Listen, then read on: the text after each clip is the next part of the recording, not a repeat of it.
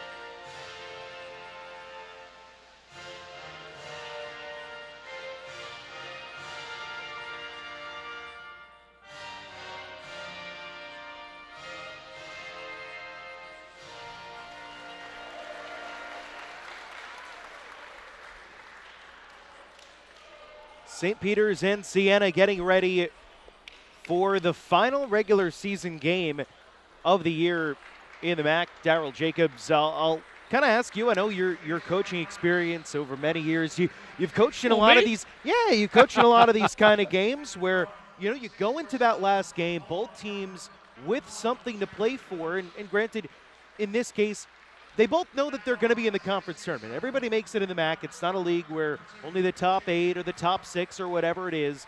But for Bashir Mason in his first year at St. Peter's, wanting to make sure that the team's able to put its best foot forward next week down in Atlantic City. Well, what you want to try to do, Siena comes in losing their last 4 games. They were actually vying for one of the top spots in the playoffs next week. But also at the same time, if you both teams, you want to start to find your stride a little bit. This is a great time for you to get hot and start to play some solid basketball. As I mentioned, Siena comes in losing 4 in a row, which is uncharacteristic for them as well. So Coach Massarello is looking to hit stride as well. As you can look at Coach Bashir Mason, and he's hoping that his seniors, as he has 4, can really lead the charge, particularly Isaiah Dasher. And obviously this is a situation for the Saints, as you mentioned, having lost 4 straight games. 3 of those games have been one-possession games. They had a blowout loss against the Iona Gales mixed in there as well. But this is a team that's been right there at the end of games, but they, Daryl, just haven't been able to find a way to close out and turn those close games into wins.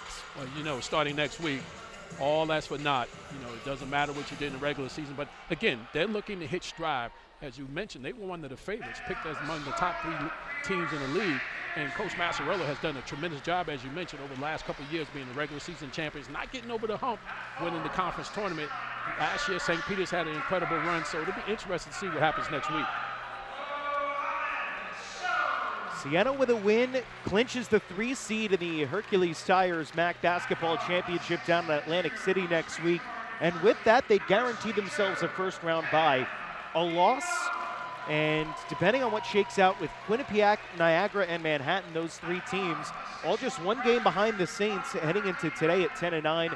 Siena at 11-8 in the league could get the Saints all the way back into the 6th seed. And for Carmen Massarello in his first year, won the MAC, again, as we mentioned, because he was the top remaining seed left in the tournament when COVID shut things down in 2020. Share of the regular season title under his belt as well, trying to get the Saints back into the NCAA tournament and have them actually play in a tournament game for the first time since 2010 when Fran McCaffrey was coaching in Albany. And you mentioned Fran McCaffrey, head coach at the University of Iowa, did a tremendous job back then. But Coach Massarello has imprinted himself in terms of putting his print on the program. He's an alumni of Siena. He's one of the best young coaches in the country, and they're looking to find their stride. Bashir Mason is no stranger to postseason tournament as well, having went to the NIT when he was the head coach at Wagner as well. So this should be a very interesting basketball game as we look at Coach Massarello right there in his 4th season, 2 regular season conference champions, won the MAC tournament in his first season, as you see right there. So this is a very pivotal game for both teams. Referees today, Ed Corliss, Andy O'Brien, and John Cahill Jr. As Siena is ready to go, St. Peter's is still in their huddle, yet to break it and getting ready to get going. Peacocks in the home white, Siena in the road black jerseys today. As you mentioned, Daryl, 2 of the best young coaches in college basketball in Carmen Massarello and Bashir Mason going at it today. No question about it. And Coach Massarello is a fantastic coach, but an even better gentleman, and so is Bashir Mason. So you love to see games like this. You love to see it's March Madness, even though the madness has not started yet. But once you hit March, this is the best time of year in college basketball. And it's great to be here with you in Jersey City, as they call it, Chill Town. Jackson Stormo jumping center against Mohamed So. 1 back by the Peacocks, and we're underway here today. Cam Young in the starting lineup for St. Peter's, wearing number 22, just his 5th start of the season. Out there with Cardacci, So, Dasher, and Jaden Sadler on senior day at the Anatelli Center. And don't forget Corey Washington out, the talented freshman. Let's see Sadler, that's his game right there, right at the elbow. Got to the nail, as we say, was able to knock down the jump shot from the mid-range. Sadler, the senior, averaging about 7.5 points per game this year, coming over from Southern University. He's a 2nd-team All-SWAC performer last year. This is Michael Ely down in the corner for Siena, making his first career start today. Freshman from Fort Wayne, Indiana.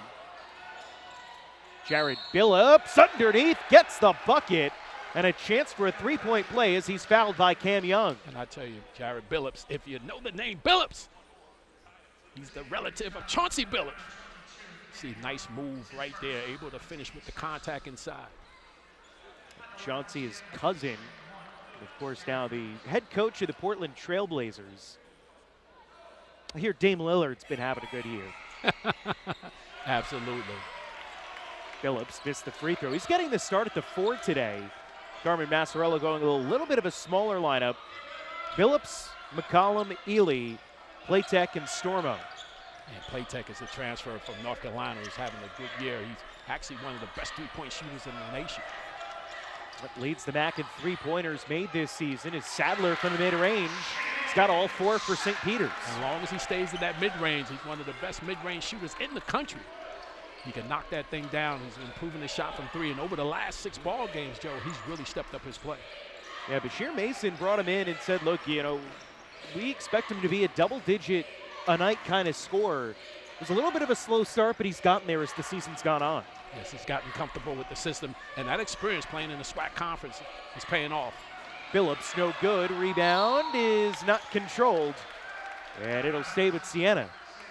I tell you, these teams met early in the year up in New York. Siena won 70-60, and the difference in the ball game, Joe, at that particular time was free throws.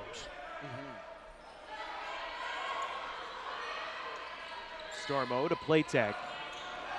Looking to drive.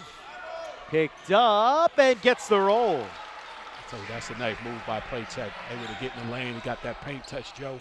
And that's one of the things the Saints going to have to do this afternoon. Andrew Platek came over last year to Siena. Only played in 5 games, at a torn Achilles in December that forced him out for the rest of the year. Mohamed So gets it back. Nice 2-man game, but he couldn't finish. Off the rebound, no. Sadler, no. And a foul. I'll tell you, So has got to make that shot inside. He probably should have dunked the basketball, attacked it with some authority right there. But as you see, watch him miss the shot. But watch Sadler on the offensive glass. Good job by Sadler being very active. Foul on Siena goes against Jackson Stormo. As I mentioned, these 2 teams played earlier this season, Joe, back on January 6th to be exact. 70-60 win for the Saints, as you can see. Sadler knocking down the first free throw. And one of the things that stuck out, St. Peter's only went to the foul line 11 times, 7 for 11. Yeah. But the Saints were 15 for 20 from the foul line in their 10-point win. So that was the difference in the ball game. Sadler goes 2 for 2 at the line, his first time. And that's been a problem for St. Peter's all season long, Darryl. They foul more than anyone in the conference and more than almost anyone in the country. Coach Bashir Mason said he's always coached like that. He doesn't mind that. He wants to continue to be aggressive defensively and put pressure. As you can see right there, the defense paid off, coming up with the steal. Cardesi too strong in the transition 3. Sadler fighting for it. Young for the tie-up. And the possession arrow favors Siena here, but what hustle by both Sadler and Cam Young to go after that ball. And that's the kind of play you want going into next week conference tournament. As you see, pushes the ball up. Now, Coach Stages is not going to hit any iron here, but watch the follow-up. Sadler's continue to hustle this afternoon, and then Young dives in for the basketball. And that's what's going to win you basketball games in the conference tournament. Well, in a league like the MAC this year where it's going to be a one-bid conference, off the steal, here's Dasher to the races. The floater didn't get it. And Billups tipped the rebound ahead for Platek. Probably should have used the glass there. I know that was a tough angle. And probably should have used the glass. Yeah, Platek had the defensive positioning in transition. Now Billups from the corner. I tell you, Billups, we had a couple of his games last season, Joe. He showed promise. Very athletic, can shoot the basketball. Great shot by Billups. Yeah, his stock in trade is as a defensive player. One of the best one-on-one defenders in the MAC, but he's got some offense too. Dasher has it taken away by Billups. When we get to those Darryl dimes, we're going to talk about a lot of different things these teams have to do this afternoon to put themselves in a position. This is a very pivotal game because both teams are jockeying for position in the conference playoffs. Dasher all over Billups. Siena fans looking for a foul on Dasher. They didn't get the call, but they've got the ball. Stormo, high post, no good.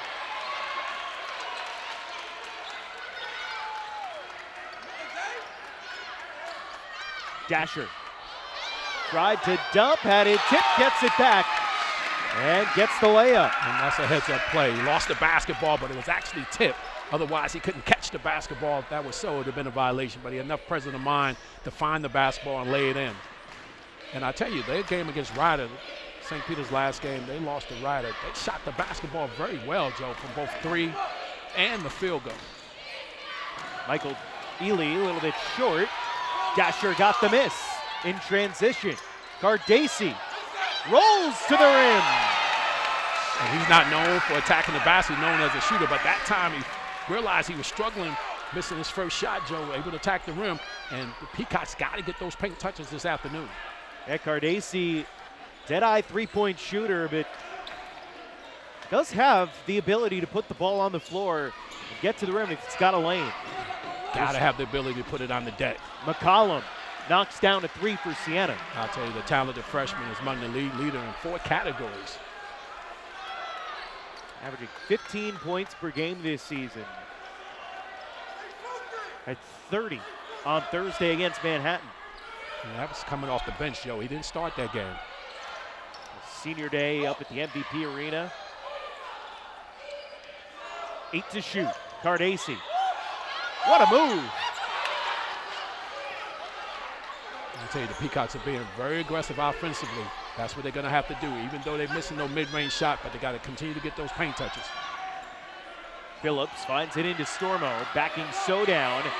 Little turnaround for Jackson Stormo. Yeah, that's a grown man move right there. He's probably got about 20 pounds on So, and So gave ground right there. Allowed him to get to his sweet spot, Joe. Stormo listed at 6'9", 247. Mohamed So at 6'9", 195. Cardacci with 10 to shoot. Dasher pulls up and is fouled by Billups, trying to block the shot from behind. And Isaiah Dasher is going to head to the free throw line for a couple. When we come back, it's Siena by a deuce here in Jersey City on the last Saturday of back play. Back at Run Baby Run Arena, the Siena Saints a 2-point lead over the St. Peter's Peacocks. Joe Vasile alongside Daryl Jacobs here today. Let's get into it, Daryl. Your Daryl's Dimes. Keys to the game for Siena and St. Peter's. For the Saints, they got to clean the glass. They must keep St. Peter's off the offensive glass. They got to control the paint. Cannot allow SPU to get those paint touches, Joe, and control the room temperature. They cannot allow St. Peter's to dictate tempo with their defensive pressure. On the other side of the ledger for the Peacocks, they got to find the ocean. The basket must be wide as an ocean day. They have to score. Pound the offensive glass. They're #1 in the MAC among the nation leaders among that category. And they got to turn the Saints over. They got to make sure they get some turnovers and get those transition baskets as well as those pots of points off turnovers. Controlling the room temperature is important, especially with the price of gas these days. Well, the price of heating. Listen, if you can tell Central Hudson how my bill's working, then well, you must not have PSNG out here in New Jersey, so, but that's another subject. As you can see, Dasher misses his first free throw. Isaiah Dasher, 77% for the free throw line this year.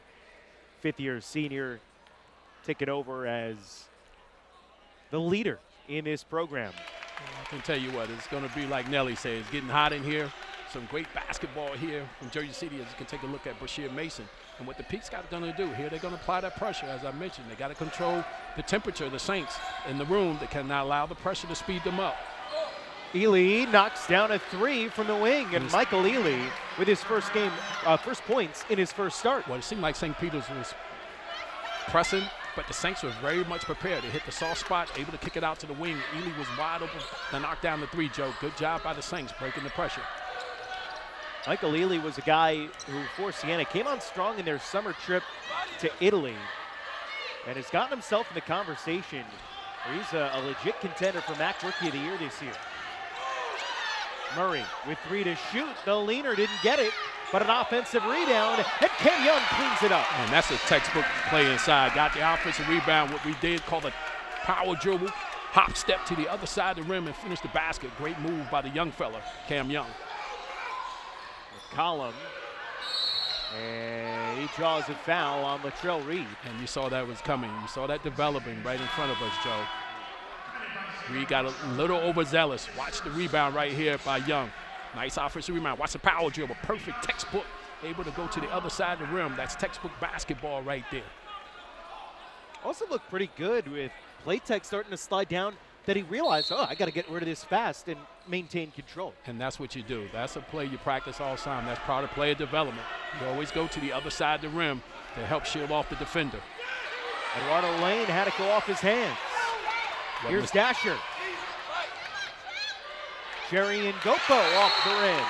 And a timeout taken by Siena. And I tell you, those points off turnovers, as I mentioned, Peacock's doing a very good job cashing in on those turnovers. This is a 30-second timeout, but it'll set us to a timeout on the floor. St. Peter's has tied it up here in Jersey City. St. Peter's and Siena locked up at 15 with 12:25 left to go in the first half alongside Darryl Jacobs. Joe Vasile and Darryl, this has been a nice back and forth game, but St. Peter's has been getting out of the fast break a good amount, and that's helped them stay even with Siena in the early going. Yeah, one of the things the Peacock's going to have to do is get out in transition. They've been struggling to score in the half court. They're leading that category right now 4-0. As you see Sadler, nice two-dribble pull-up at the elbow right there. Watch him right here in the lane. That's his game right there, getting to that sweet spot, able to knock the shot down as well. So as you mentioned, going back and forth, as we look at the cheerleaders, we have a great crowd here in Jersey City. Siena fans traveled well for this one here today. Last regular season game before the MAC tournament kicks off next week down in Atlantic City. And that's Reed's second foul. Overzealous right there. He's a very aggressive defender, but they're really going to need him this afternoon. That's two quick ones on Latrell Reed. So he's played just 1 minute today, got 2 fouls. So stay out there. And now a technical foul. And those two guys are talking to one another. You do not want to get into that type of situation if you're Latrell Reed. That's his 3rd foul. And he's going after the talented sophomore, McCullum. I'm not sure that that's a foul against Reed. It might be. Let's see if something happened with McCullum. It looked like Andy O'Brien, who called the tech, pointed at Javian McCollum, but nothing has been. It's a double technical on both of them. Yes, that's what I figured at. That is his 3rd. And that's unfortunate for the Peacocks. So, yeah, 3 on Reed. McCollum's now got a tech. And you probably will not see Reed for the rest of the half. Almost guarantee that. You can see Brashear Mason over down the sideline trying to plead his case. And those two guys, those 2 fouls Reed picked up previously before the tech, he's being very aggressive against McCullum, who's their leading scorer. And he's among the leader in 4 categories in the conference. McCollum's off and replaced by Zach Tekin. This is Tekin with the ball right now, freshman from Turkey, gives it up for Ely. And out of bounds off Jerry Ngopo's foot. It was David Siena. Let's see what Siena does here on the out-of-bounds play, Joe. Coach Massarola is very good at drawing up plays, getting into a quick offense and maybe a quick hitter here out of bounds. Right into Eduardo Lane. Muscling on Ngopo, didn't get it, and Brent Glenn secures the rebound.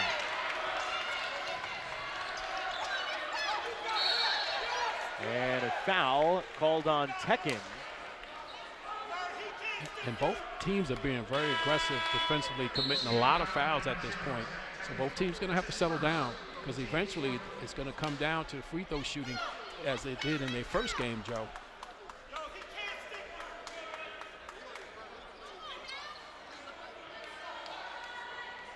Baseball pass from Murray to Bland. And look for Murray to operate here. Screen from Ngopo. Out for a Bland 3 that hits bottom. Good job, as we mentioned in the player spotlight. Juju Murray, as I mentioned, he's unguardable off the bounce, and you saw a perfect example right there. Was able to hit Bland for the 3. Playtech drives, the floater didn't get it. Gets his own miss though.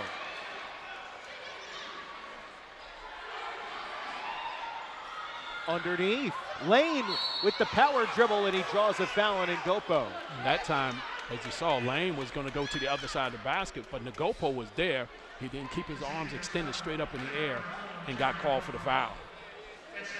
Watch the pass, good pass inside, power dribble, And you see Nagopo arms were extended over. Then he tried to get him up like they was vertical, but unfortunately he could hit with the foul. So Eduardo Lane at the free throw line. It's his first. It's 39% for the line this year. San Jose State transfer. Sat out his last 2 years at San Jose State with an injury before transferring over to Siena. And I think there might have been a little trepidation with some Siena fans saying, this is a guy who hasn't played in 2 years.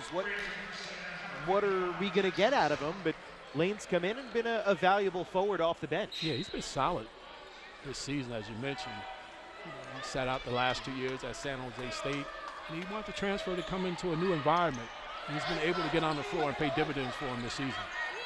Averaging about 8 minutes a game, but been effective in his small role. Here's Ngopo underneath. And there it is, Joe, that paint touch. Long as St. Peter's getting the lane, and I tell you, Sadler's been very effective getting the lane, either to create a shot or make a pass as he just did right there. Play tech. Killian Gribben. Now Zach Tekin. Stormo. Hesitation. Gets the bucket and one. That's a strong move by Jackson Stromo inside right there. He pump faked this time, as well as he used the power dribble, Joe, but good penetration to make the passes. See right there, great drop off to him, able to pump fake and got a chance for the old-fashioned three-point play. Juju Murray, the guilty party on the foul. And all that was made possible by Tekin on his penetration.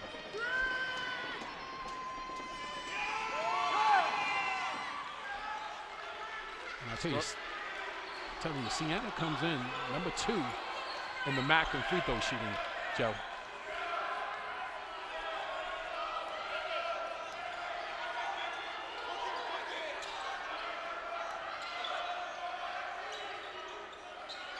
So from the short corner. Much improved outside shooter, Joe, able to knock that shot down. We've done a couple of games this year. He's not been reluctant to take that shot, Joe. It's just that when he shoots the three-pointer, the coach don't want him to do that. It's Killian Gribben to Stormo. Tekin off the pump fake. Back to Gribben. It's a nice look inside right there, Joe. Good finish at the rim. Killian Gribben, a freshman from Letterkenny, Ireland. Played for some Irish national teams growing up. Deep three from Murray. My goodness. NBA three right there. Real comfortable shooting that basketball, Joe. He had no hesitation in knocking it down. He's one of the top three-point shooters in the MAC. Even though he's been struggling the last couple of games, he's coming off that 20-point effort. Tekin fouled, going up for the shot. It's going to be Juju Murray picking up his second. Watch the change of speeds by Tekin right there. He's been getting in the lane the last couple of times down the floor, Joe. He's been very effective getting down the lane, either to create or people to score, and that time he was able to draw the foul on Murray. Right. You can see it clear as day on that replay. Just basically got a hold of Tekin's wrist.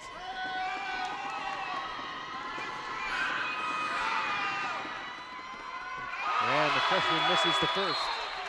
Talented freshman, as you see, Daisy check back in the ball game from Istanbul, Turkey. Tekin. Brought in as someone who's got a lot of talent, but Carmen Massarella knew, like, yeah, we've got J.V. McCollum, a guy who's going to go out there and give us 30 minutes a game. So Tekin can kind of learn, he can get his 5, 8, 10 minutes a night and grow it in the program and come along slowly to fulfill his ultimate potential. But both those guys will be the starting backcourt within a year or so, because McCollum can move over to the 2-guard spot. He can combo as well. It's always a nice problem to have. No, Too many good players. Well, that's not a problem. You make it work. I've been in those situations. You just got to 5 minutes for him. Sadler, step back is good. I'll tell you what, he's saddling up today. He's riding that horse, which is his mid-range jump shot. He's got 8 points already, better than his season average. Peacocks by 5. And You can tell Sadler is very comfortable in the offense now. He's being much more aggressive, and he's finding where his strong suit is, which is shooting that mid-range. And a foul against Jaden Sadler for a trip. That's going to be his first, team's 8th. And so that means 1-1 coming up here for Andrew Platek. I'll tell you, both teams are shooting the basketball really well, Joe. The Peacocks are shooting 64%, 66% from 3. And the Saints 57 and 75% from 3. So Platek, no good on the first of the 1-1, but Gribben gets the rebound. you don't want that to happen. You got to box out on the free throw. McCollum for 3. And wow, he was able to knock down the 3, and he looked over at St. Peter's bench. 2-point St. Peter's lead. Middle stages of the first half. Cardesi. Now Sadler. All 3 healthy seniors out there for the Peacocks. Bland for 3, it's good. I'll tell you, he's been working on that shot early in warm-up and pre-game shooting, knocking that shot down. Brent Bland has had kind of an inconsistent year. As McCollum short on the 3, he's had some outstanding games, some games where he hasn't been able to find the shots, but if he figures it out consistently, what a threat he's going to be throughout the rest of his career. There's no doubt about it. He's just been inconsistent, John. Once he finds his footing, he's going to be able to help this program. Sadler on the drive. What a take by Jaden Sadler. Made it all himself. Oh, that's a grown man move right there. He's very determined this afternoon, Joe. He's getting inside. He knows his strength is in that mid-range area. That time he was able to power it to the rim. 7-point Peacock advantage. McCollum, high low to Stormo. Pump fake, and the foul on Mohamed Sow. He got a lot of ball. We'll get a chance to see here on the replay, Joe. And at least a little bit of Stormo. You can see the body contact. It looked like underneath. Oh, that's an obvious foul. That's what you call laying down the hammer right there. Timeout on the floor. 2 free throws coming up for Jackson Stormo. 7-point St. Peter's lead on the other side of this. St. Peter's Peacocks with a 7-point lead over the Siena Saints. 7 minutes and change left to go in the first half. Alongside Darryl Jacobs, Joe Basile with you here at Run Baby Run Arena. Siena finding themselves behind, but starting to get a little bit more on the offensive end going through the paint. For St. Peter's is call for backup. As you see, Murray came off the bench today because they started their seniors. He's a sophomore, but the go pole. And I tell you, great move right there by Sadler finishing at the rim, getting those paint touches. Like you look at Brashear Mason in his sport coat this afternoon. Dressing up for senior day. That is a neat little pocket square he's got there. Yeah, it sure is. Fantastic. And we both got red pocket squares in today. Did you guys coordinate that? Yeah, I think he. Stormo hits the first free throw. I mean, we talked before the game during the week, but we didn't talk about pocket squares. Next time, next year. Last home game of the year for the St. Peter's Peacocks. Jackson Stormo, he's having a good year for them. He's shooting 51% on the floor, 7th in the MAC in that category, and he's 2nd in the MAC among the league leaders, actually, in rebounding. Cardesi underneath to Bland. Inside out to Dasher.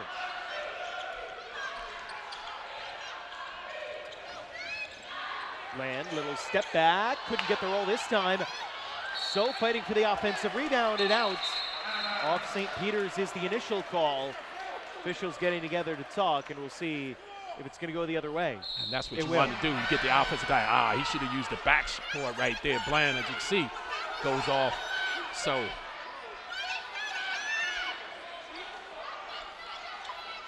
and the Peacocks are being very aggressive offensively, Joe. They're shooting 65% from the floor right now. Right now is their best output on the year, scoring the basketball. But on the other side of the ledger, give the Saints credit. They're shooting 56% from the floor.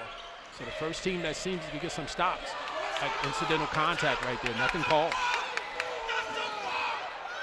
Peacock's trying to get it away, and finally the held ball is called. As there were two St. Peter's players going for the tie-up.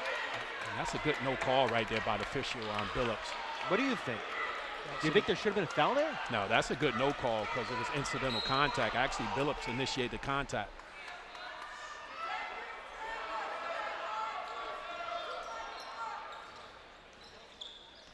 Cardacci. Sadler, game's leading scorer with 10, gives it up for a Cardacci 3, and that's his first of the game. Oh, that's a great play. They opened up the picket fence right there and closed it as he went through. Good play. And Sadler just catch and shoot. Playtech hanging out in the corner. McCollum didn't see him, stripped to the ball. Cardacci off to the races.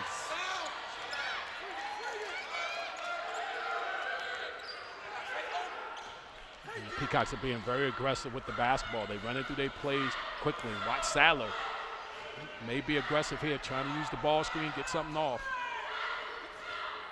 10 to shoot. So, sets a slip screen, rolls to the basket. Sadler, dasher with 3, drives, bucket and one. Ah, nice move by Dasher. Let him get to a strong hand, Joe. Was able to get that paint touch again. And pulled down that initial look from the corner from 3, and then went on the attack. Oh, nice finish right there. He's been running for mayor in Jersey City all year. He's from here. He's a native. So Isaiah Dasher to the line, trying to complete a 3-point play and give St. Peter's an 11-point lead over Siena. This is a Peacocks team that's only averaging about 61 points a game this year. They've got 38 with 5.5 to go in the first half. And as I mentioned, and they lost against Ryder, they shot the basketball extremely well from the floor and from the three-point line as well. So it's carrying over this afternoon. Michael Lely to McCollum. And that's been the Peacock's Achilles heel, Joe, the inability to score the basketball. But playing defense has been stellar for them. McCollum straightaway 3. But you cannot give him an open look off the screens. You got to show on him. Third 3-pointer of the day for Javian McCollum already. I tell you, he really can shoot the basketball. And McCollum, just his sophomore, emerging as that on-court leader for this team. Pass tipped by Billups, and it'll stay on this end with St. Peter's 10 to shoot. I tell you, Fort Myers, Florida, let out some good athletes, particularly football players. I had a college football teammate. Yeah, I played 2 sports, Joe, in college. He's from Fort Myers, Florida, but he always telling me about the athletes that come out of there. And McCollum is definitely representing their city well. 3 to shoot. So, Bobbles got it off, but short. And Billups is fouled by Bland. If you Bland, that's what you don't want to do, foul in the backcourt. And now you put him on the foul line. That's foul number 10 on St. Peter's, so 2 free throws coming up for Siena. But despite the foul numbers, and this is kind of, Darryl, I think what we touched on earlier with the high number of fouls for St. Peter's this year, it's been successful in frustrating Siena with this tight pressure that St. Peter's plays, and that's what Bashir Mason's all about. Right now they're controlling tempo, as I mentioned. The Saints had to try to control the room temperature. Right now, St. Peter's is controlling the room temperature. Right now, as you see, Murray checks back in the ball game.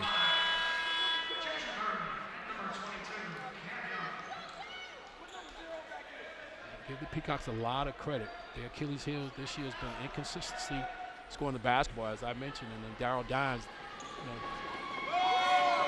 they got to throw it in the ocean, and today that basketball rim is looking like the ocean to him.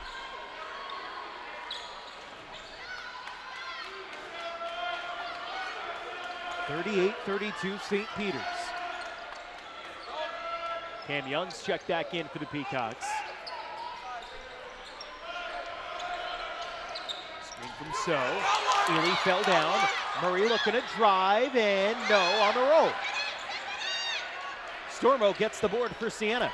I'll tell you, Peacocks are getting a lot of paint touches, so that's a good sign for the Peacocks. As long as they get in the lane and get the paint touches, as you see, the Peacocks in the 2-3 zone. Look for the Saints to attack the high post. Over the top of it for Billups. Quick touch for Michael Baer. Now 10 to shoot. McCollum looking for a screen. And you got to show on him. He didn't use it. And Murray's going to pick up his 3rd foul. As you mentioned, Reed got 3. Now Murray got 3. The 2 guards that they're going to need on the defensive side of the basketball.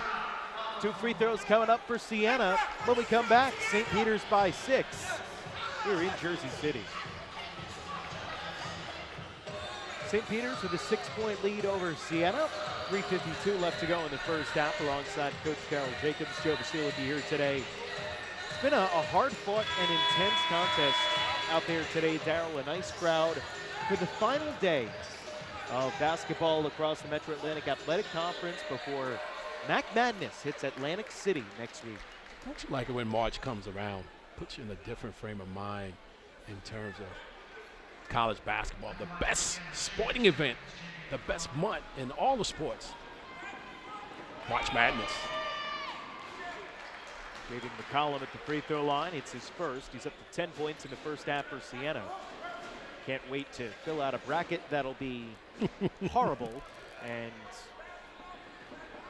you know, lose all of the bragging rights with my friends. They're like, oh, I thought you knew basketball. No, not any more than anyone else. As you see, McCollum knocks down the 2nd free throw, and St. Peter's have to call a timeout. Sheer Mason didn't like what he was seeing with trying to get the ball inbounded. Calls 32nd timeout. 4-point lead for St. Peter's, and you know, we talk about the brackets and the Peacocks going and busting a lot of brackets last year with that run to the Elite Eights. It's funny, I was talking with some people with Siena before the game. The last game that St. Peter's lost before North Carolina beat them in the Elite Eight was at Siena with about 5 games left in the regular season. Siena swept the regular season series last year with St. Peter's. They won by 14 up in Albany, and then the Peacocks did not lose again until North Carolina took them down in the Elite Eight. It was a magical run that was kind of bookended by a St. Peter's Siena game. And you couldn't have said it better. You were spot on with that, Joe, and your analysis. You do your homework. I love your research that you do. They went on an incredible run after that. One for the ages.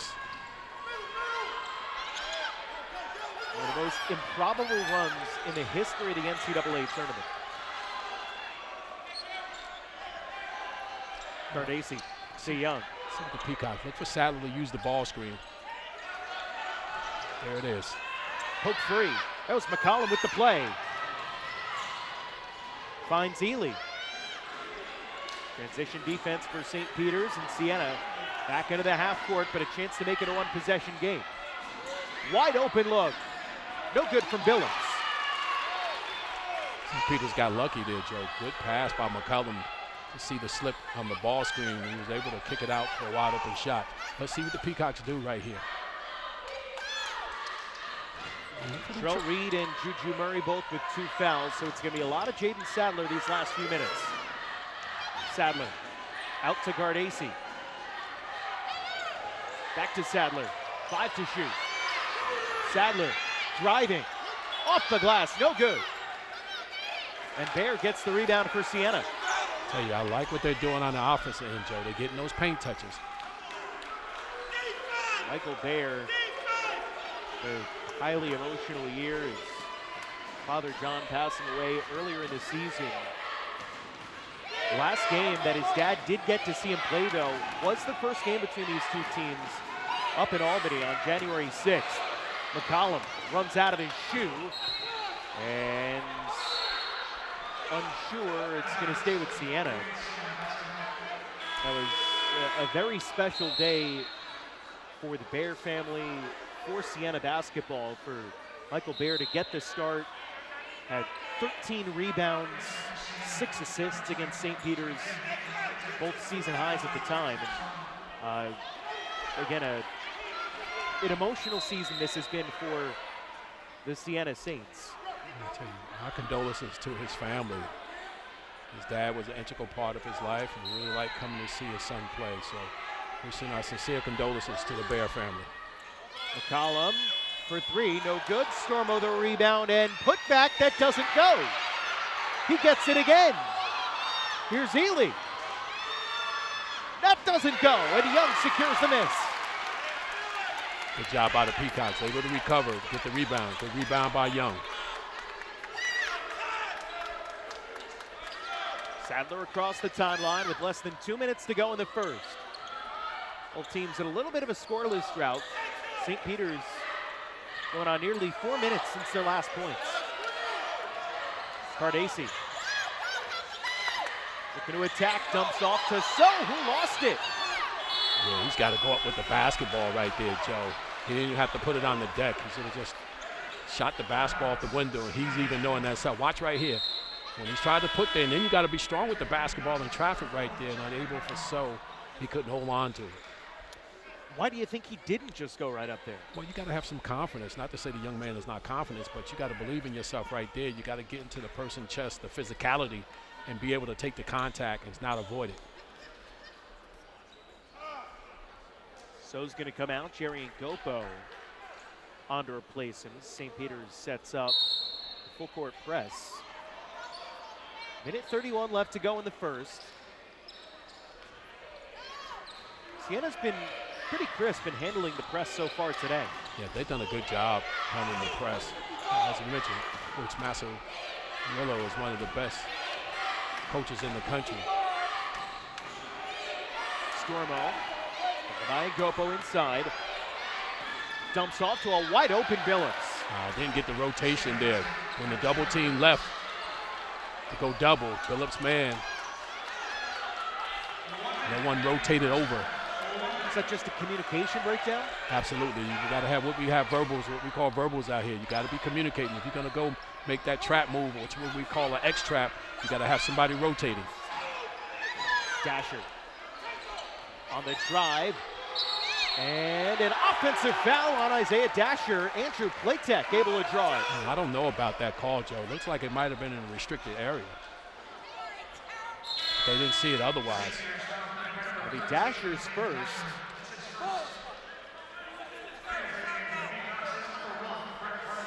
That was awfully close.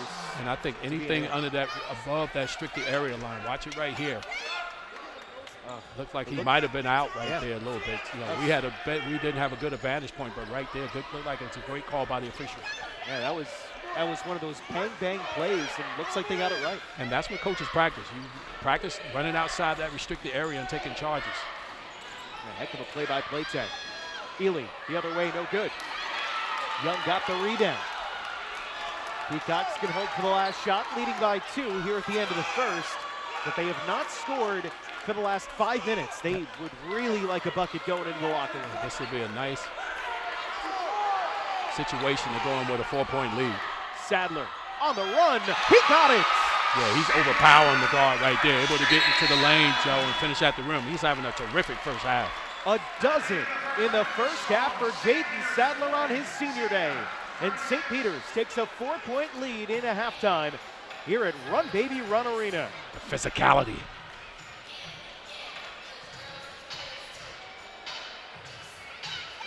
We've got plenty coming up at halftime. Senior night highlights, scores and stats from around the MAC, and first half stats from this one. Don't go anywhere. We'll be right back. Watching the MAC on ESPN.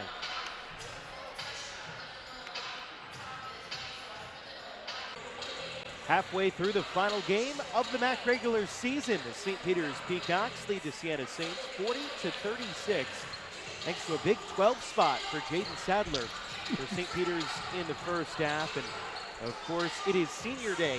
Why you say 12-piece? Because that's how many points he had. 12 spot. Jaden Sadler, one of 4 seniors for St. Peter's honor during senior day. He, along with Alex Rivera, who's been hurt since the end of January, Isaiah Dasher and Kyle Cardacy, all honored on the court before the game. A very special day for all 4, and obviously Rivera not able to play, but for the other 3, making meaningful contributions to them. Well, hopefully Rivera will be able to get back if they can make a run in this conference tournament next week. But as you can see, the 4 seniors right there, Cardacy and Sadler coming from HBCUs, one out of the MEAC conference. Cardacy transferring from Compton State, and Sadler, of course, coming over from Southern University, and they was coming in to bring the experience that Brashear Mason so desperately needed. And of course, you see Isaiah Dasher there, transfer from Portland State. Yep. come over from the conference that features Gonzaga and St. Mary's, 2 top 25 teams this year. Helped St. Peter's finish in the top 25 last year. They're up by 4 on Siena right now at halftime. Take a look around with Mac and what else is going on. Back inside Run Baby Run Arena. At halftime, St. Peter's with a 40-36 lead over the Siena Saints. Alongside Coach Daryl Jacobs, Joe Basile with you here today. The final regular season home game for the Peacocks. Last games across the conference today entering play on this final day. Iona's got the top seed locked up. That's probably not a surprise to anyone. Ryder this year coming in at 13-6 in the conference after the win over St. Peter's on Thursday's got the 2 locked up. Fairfield has the 7 seed secured.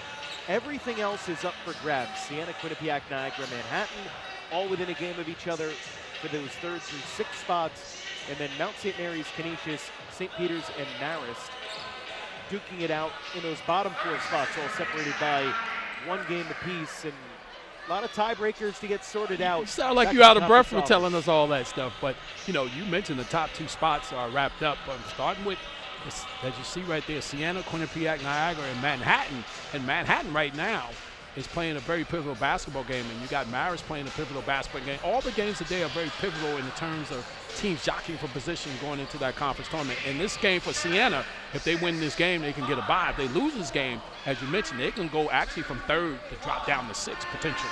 Yeah, that is in the case of a 4-way tie between Siena, Quinnipiac, Niagara, and Manhattan. Siena would drop down to the 6th.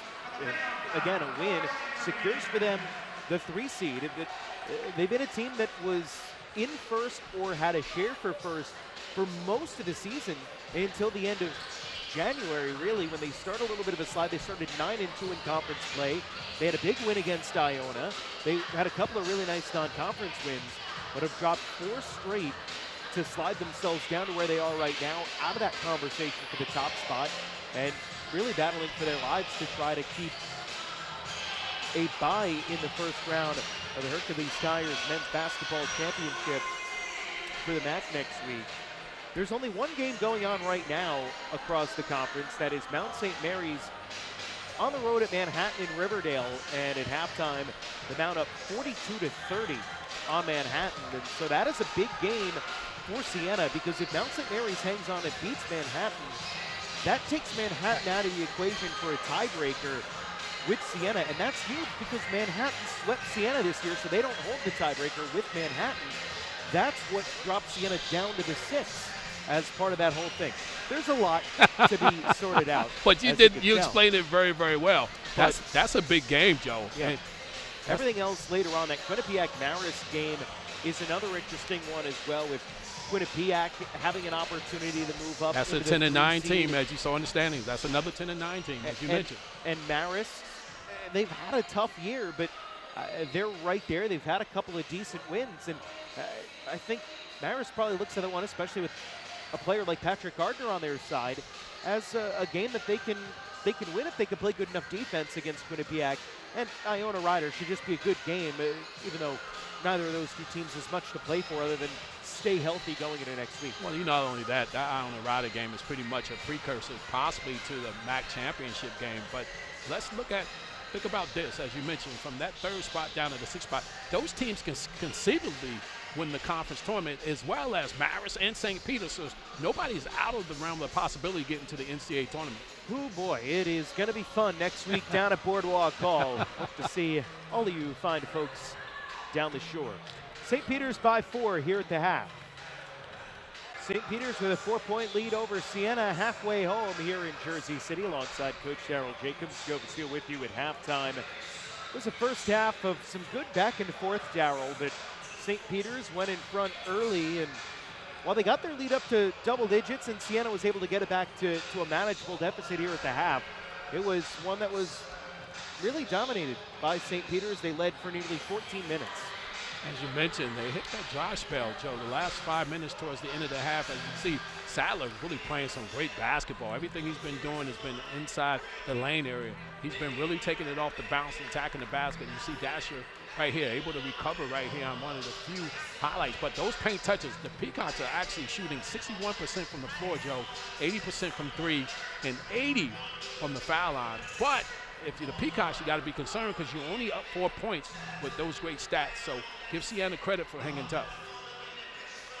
Yeah, Saints have got it done from beyond the three-point arc today, 50% from there. I mean, St. Peter's has as well, quite frankly. But both teams shooting well in the first half, limiting the turnovers. And it's set this one up to be a whole lot of fun heading forward into half number 2.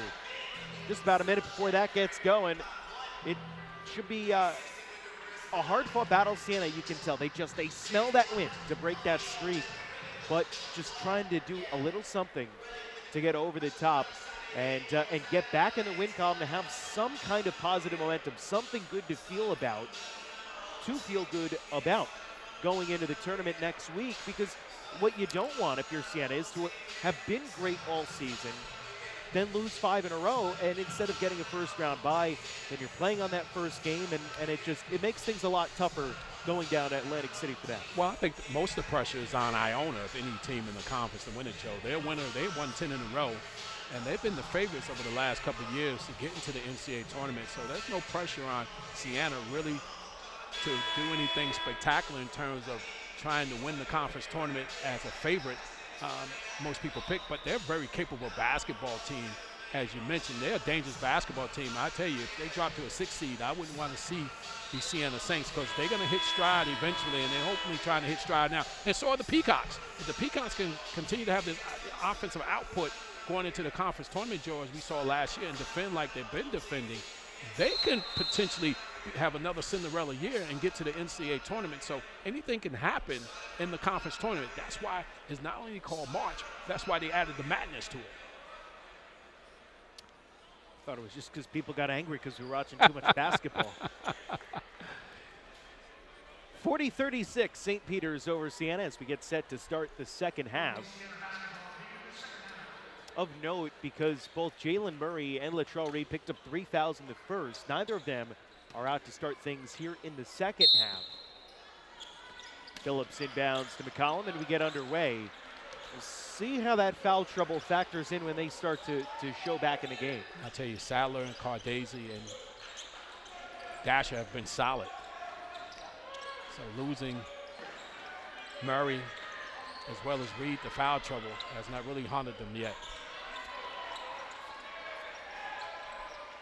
Ely for 3, it's good. That's a tough shot right there, Joe.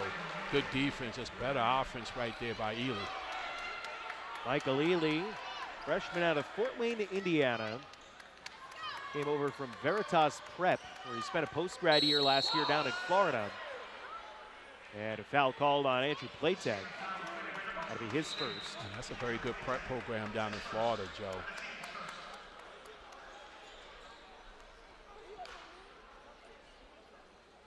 Carmen Bassarello really speaks highly about Michael Ely and the potential he sees for him to grow from the good player he is right now into a great player in his Siena program. As he went for this steal there, couldn't control it in bounds. Yeah, he was a 3-star, 4-star recruit coming in. He's really got a tremendous upside with him and McCollum.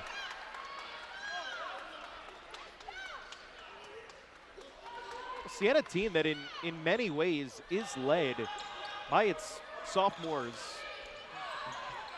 McCollum, Billups. Ely flies in for the rebound off the Sadler miss. They have some experience, but those two have gone a long way on the court this year. Stormo blocked by Young, and then gets the foul and finishes through it. A chance for a 3-point play for Jackson Stormo, one of those seniors for the Siena team. Oh, that's a great move by Jackson Stormo. Very strong inside. Watch the play right here. Good block right there by Young. And what So have to do, you're going to foul him, at least don't let him get the shot off, Joe. At least send him to the foul line and make 2 shots as opposed to a chance now for the old-fashioned 3-point play. Stormo began his collegiate career at Pepperdine out west. Hits the free throw, he's up to 10. Jalen Murray's gonna come back in with 18:50 left to go in the second. Juju with those 3 fouls. Right now, just a minute and 10 seconds into the half, and the Saints on a 6-0 run.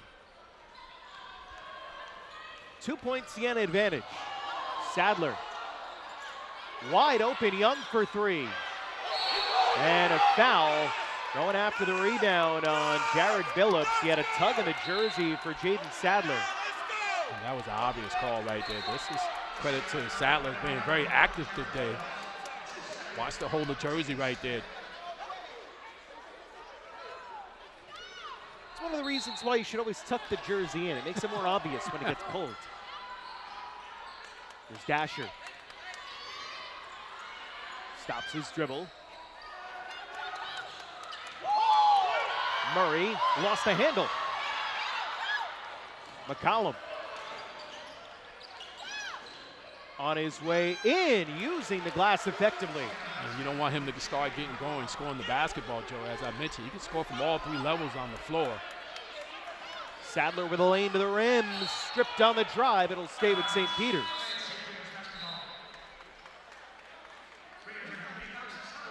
That's the move by Sadler right here. Might have looked like it might have went off Sadler. I'm surprised. Yeah.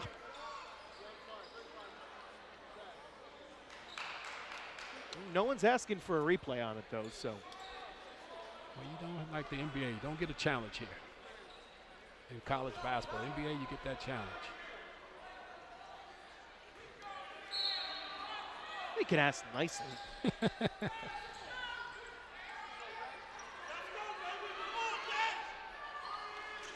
Watch the ball screen action right here.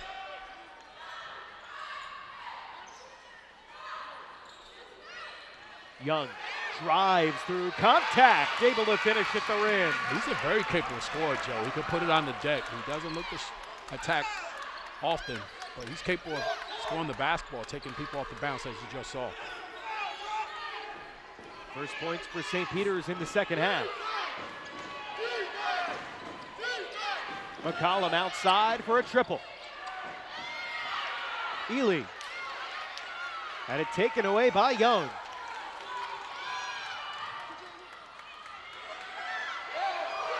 And the other way, Murray with the bucket. That's why they call him Juju right there. As I mentioned in the spotlight, he's basically unguardable off the bounce, and he gets it going like that, especially when he got a full head of steam, Joe, going downhill. Tied at 44. Ely, a deep 3. Peacock basketball.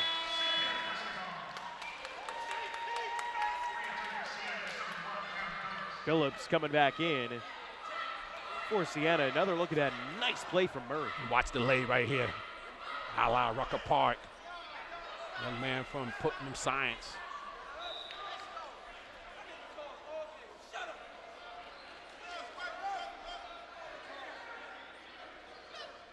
Armin Massarello directing some of his players around to set up a full court press. Ely guarding Murray on his way up the court.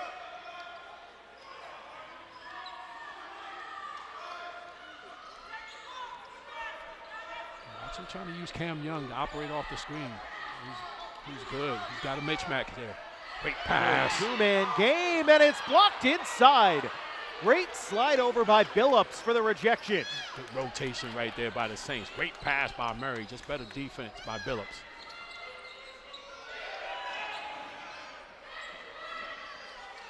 Bear, touch into Stormo. Back out for an Ely 3, and he buries another. That's his game right there, Joe. As I mentioned, he's a 3- to 4-star recruit coming to Siena. Siena got some good young guards in McCollum, Ely, as well as Teakin. Murray dribbling through traffic. 3-point Saints lead. Early on here in the second. Dasher driving. Tough take, didn't get it. Stormo the rebound. Game high 6 boards for Jackson Stormo. showing up in a big way today for the Saints. Ely. McCollum. Drives. No good. Good defense by Young. Fisher's letting you play with a lot of contact. You got to finish with contact in this game this evening. Spin move. Murray. Angles. No. Run out for McCollum ahead. And he's fouled by Brent Blands.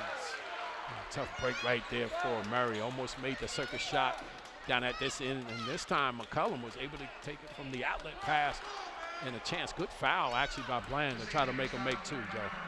2 free throws coming up for Javian McCollum on the other side of this time out of the floor. 47-44, Siena in front. Back at Run Baby Run Arena in Jersey City, Siena with a 3-point lead over St. Peter's. It'll be Javian McCollum to the free throw line to shoot 2. As the Peacocks led for 14 minutes in the first half, Daryl Jacobs, and Siena's come out with some good wind in its sails for the second half. No question about it. They've done a good job, but give the Saints a lot of credit, Joe. So far in this half, they actually scored 11 points compared to only 6 for the Peacocks, so give them a lot of credit.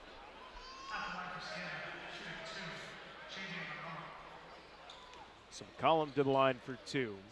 He's 88% on the season, second best mark in the MAC. 30th best in the country. It's the first. Tell you what a talented freshman he is. Yep, McCollum was held to just 2 points on 1 of 3 shooting in the first meeting between Siena and St. Peter's, but has not been the case today. He's up to 15 already. That first meeting, actually, Jackson Stromo let him score. Do some damage inside. As I mentioned, Joe, they held him scoreless. He's coming off a 30-point game the last time out on Thursday against Manhattan, so he's very capable. Murray spins and draws a foul on the floor. Let's see Murray going into his act right there. He, like I said, in the spotlight, he's tough off the bounce. He's hard to guard off the bounce.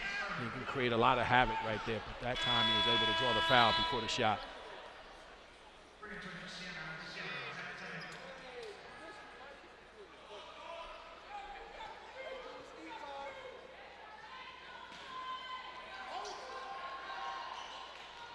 Foul on Javian McCollum's his 3rd. And that's a big foul.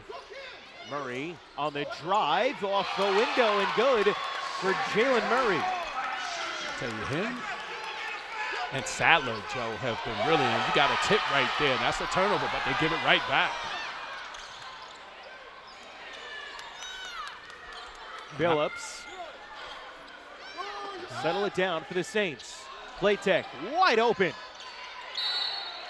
And a foul going after the board. It's going to be Latrell Reed picking up his 4th. And I'll tell you, they've done a good job on Playtech, Joe. Or, pardon, they're going to get that on Murray for his 4th. They've done a very good job on Playtech, as I mentioned. He comes in first in the MAC in three-point shooting at 44%. But give the Saints credit, a lot of credit, with the offensive output, particularly with McCollum stepping up, Jackson inside, doing some damage. Ribbon dumps off to Playtech. It's been quiet today, only 2 points for Andrew Playtech. Tekin. Ribbon. Jared Billups. With the leaner, nice move to get the look, but couldn't get it. Andrew Playtech for 3, no! Peacock basketball. I can tell you, you can tell this is a very important game because both teams are really getting at it. This is determined if you're the Peacocks.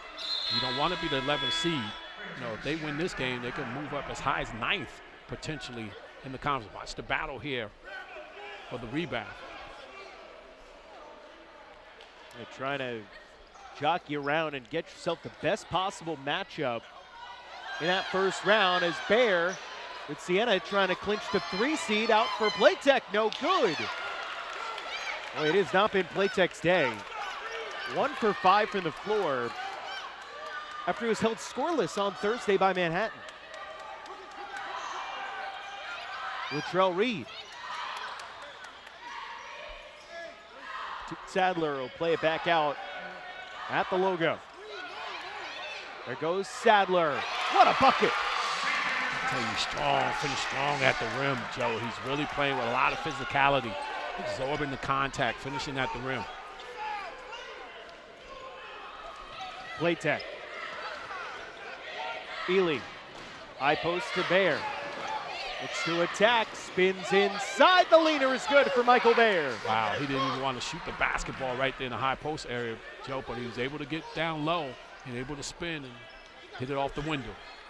Saints by 5, tied for their largest lead of the game.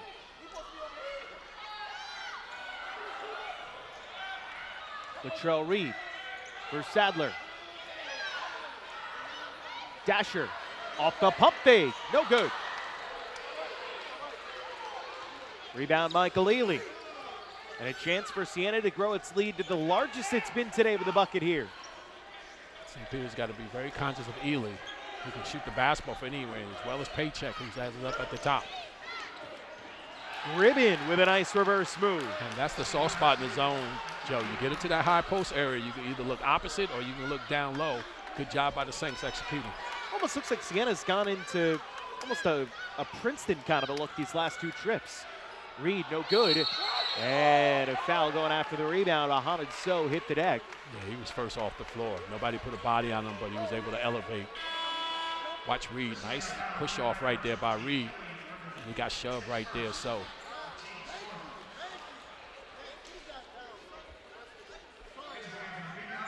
As we look at Bashir Mason.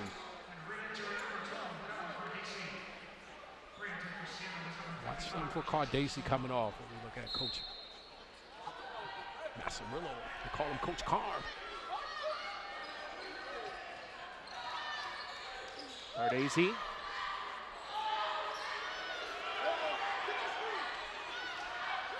Seven to shoot.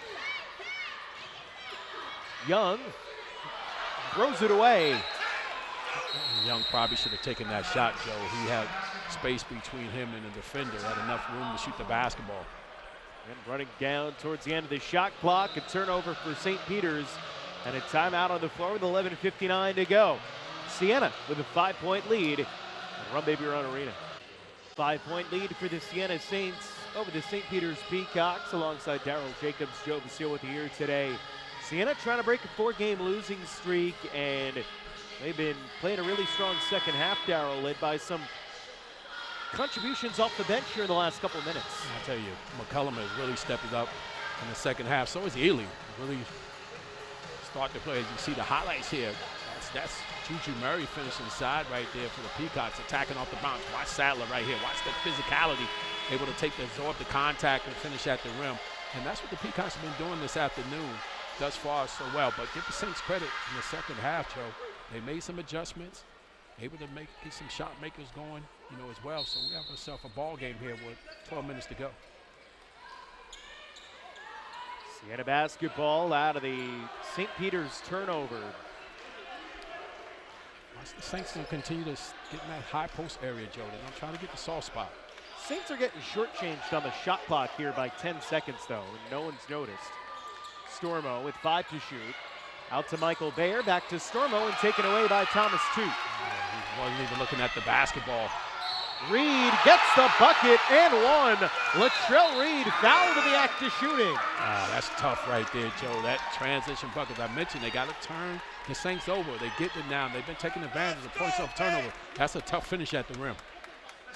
Foul on Michael Ely, his first, but what had happened there was Siena got the ball after St. Peter's threw the ball away. And the shot clock was only at 20 seconds as if it was an offensive rebound, and it led to a hastened possession for Siena there, and nobody noticed.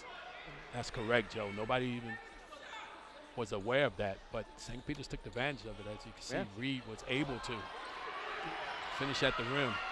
Land chases down the offensive rebound off the miss. Here's Jaden Sadler. Thomas Toot sets the screen. He's been tough this afternoon, taking it off the bounce. 5 to shoot, Reed. Runner, no. Phillips the rebound. St. Peter's, you just want to get some stops, Joe. You want to get some stops, not let them get in the soft spot of the 2-3 zone, which is the high post area right there. Nice no-look pass from Phillips. Bayer throws high-low into Stormo. Rush contested 2, rebound for the Peacocks. Can tie it with a 3 this time down the floor. 2. Trying to muscle in. Out to Cardacci.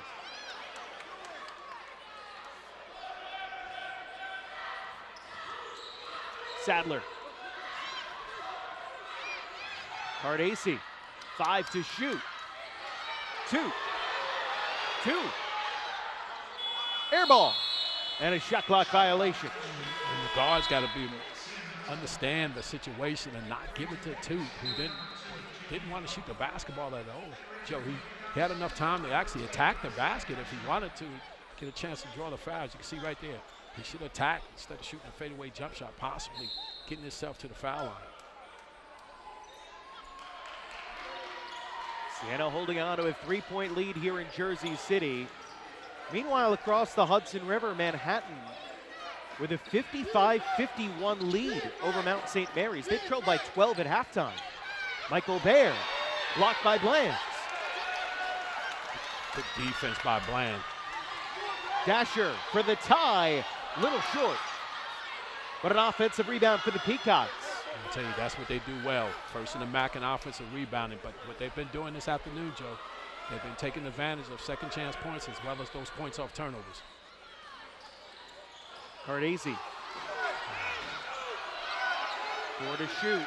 Dasher blocked by Phillips, but right to Bland, and he didn't get it off in time. Didn't hit the rim anyways. It's another second straight violation. It's another shot clock situation, Joe. You got to be conscious of the shot clock. You got to get it to whoever you think can create the play right there. Watch Dasher right here. Shot clock winding down. Good defense by Phillips. Watch the block. And resulted in a shot clock violation. 3-point lead for the Saints. A win, and they're the 3 seed in Atlantic City next week. Stormo out to McCollum.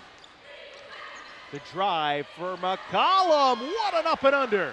Wow, that's a fantastic move right there. Michael Jordan-ness right there. Able to split 2 defenders. Able to use that glass, Joe. That's a fantastic move by the young fella.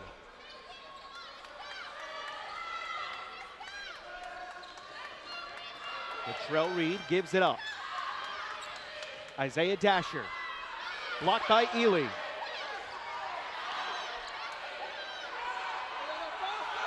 Five to shoot. Reed. To Two's blocked, and that's the 3rd straight 30-second violation on St. Peter's. Last couple of times down the floor, Joe, they've been getting into a shot clock situation. So what you're going to see, Coach Mason going to go put some scores in the basketball game. As you see, Toot right there. He might have got fouled.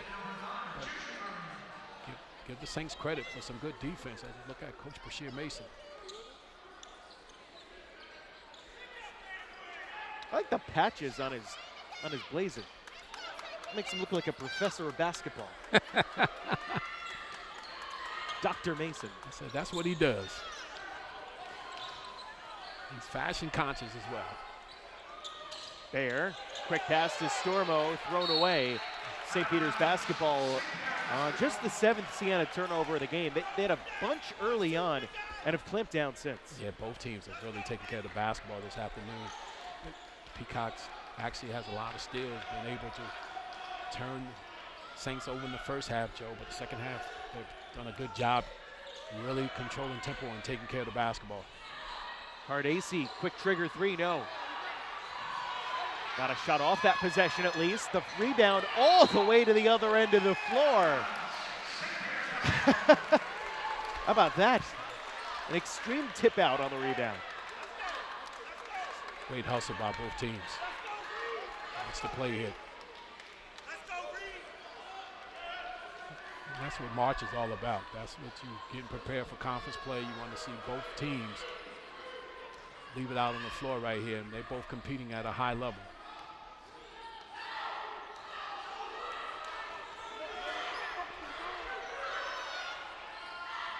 Eight to shoot, Cardacci.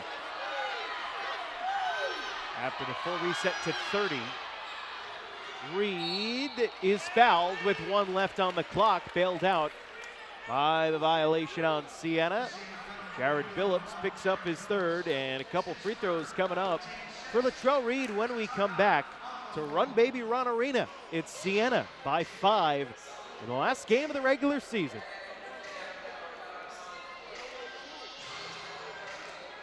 7.5 minutes left to go in Jersey City. St. Peter's trailing Siena 55-50. It's been a good one. We're going to wrap up the regular season alongside Coach Darryl Jacobs, Joe Vasile with you here today. Peacocks led by 4 at the half. They led for most of the first half. The second half, much different story. It's been all Siena, outscoring the Peacocks by 9 since halftime. You hit it spot on, Joe. It's all been all Siena. They've done a good job scoring the basketball this half. And actually, they kind of cartel the Peacocks offensively. As you can take a look in the stands, got a great crowd here this afternoon. Siena brought their fans down as well, so this makes for a great senior day for the Peacocks. Reed misses the first free throw. Siena with one of the most rabid fan bases. And I say that in a positive way. One of the most rabid fan bases, not only in the MAC, but in college basketball, period. I mean, Siena home games outdraw some Power 5 programs. That is how well supported this team is. No question about it. They draw anywhere from 7,000 to 9,000 a game. That's tremendous support up there for their program. McCollum lobs underneath, and Ely slams it down with the alley-oop. Well, great out-of-bounds play out of the timeout. We've seen Ely hit threes, and he throws it down.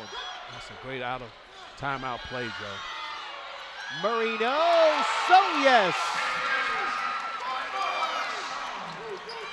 We got ourselves a 4-point ball game now. It's going to come down, Joe. He can execute on the offensive end. It's going to come down to free throw shooting, because eventually what's going to happen is teams who's ever losing are going to start fouling.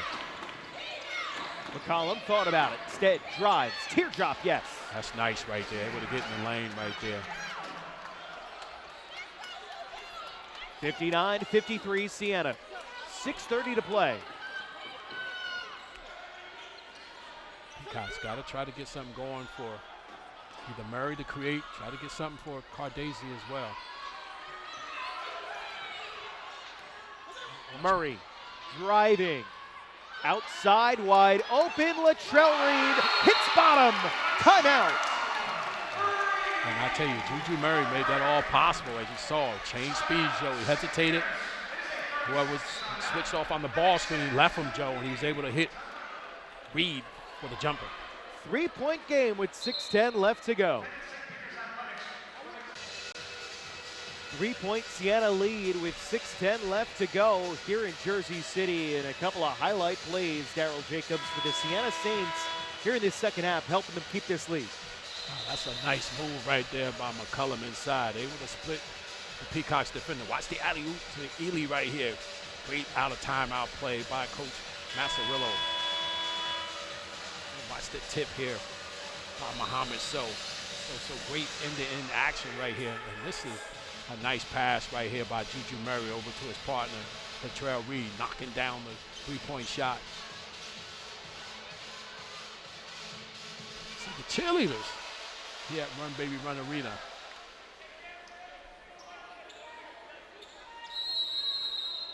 After a big three hit by Latrell Reed. And the timeout taken by St. Peter's. Peacocks have 2 timeouts remaining, 1:30 and their full timeout. Siena has 3 left. Possession arrow favors the Peacocks. Ely for Jackson Stormo. The Peacocks come out man-to-man. Phillips cutting, fouled by Muhammad So. Great ball movement by the Saints. And I'll tell you, getting into that high post area right there has been really effective for the Saints, whether it's in their man-to-man offense or even zone offense. Everything has been predicated. Good things have been happening for them there. So the Peacocks going to have to try to stop them from getting in that particular area.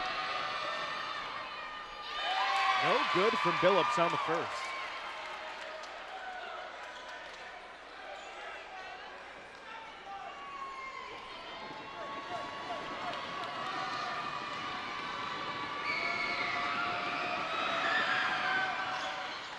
And the second goes. So 8 points for Jared Billups and a 4-point Saints advantage.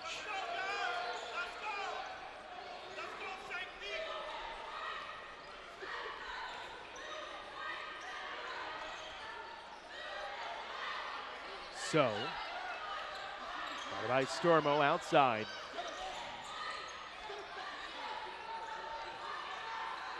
Cardacci for three, a little bit short.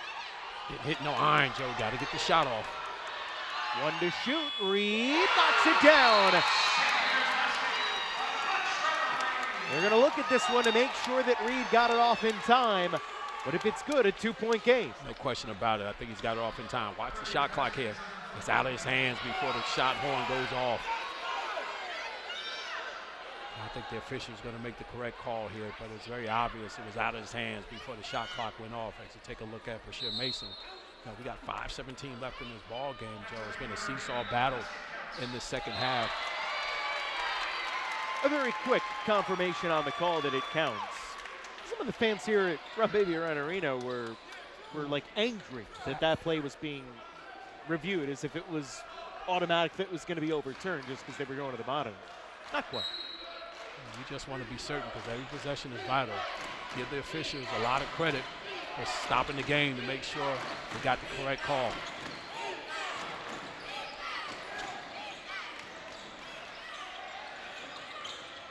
Stormo inside, Gribben with the dunk. 6 for Killian Gribben. I tell you, they've been doing a lot of good things, cutting towards the basket. On that weak side and that backside action that the Saints got going on has been very effective.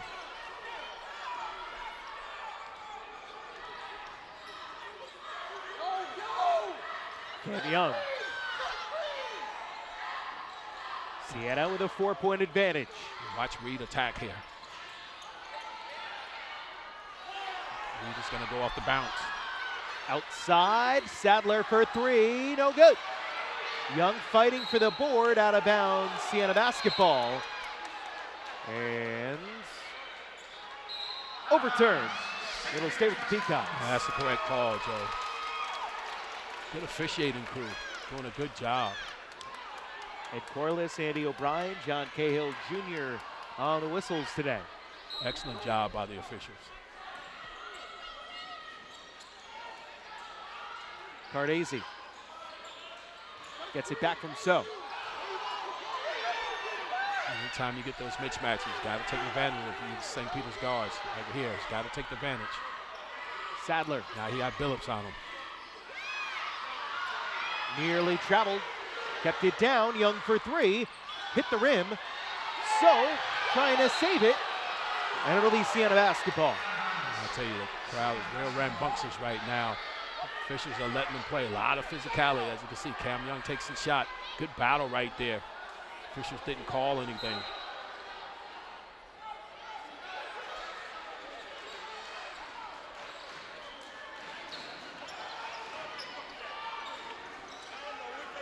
Siena passed it right through the press. Ely.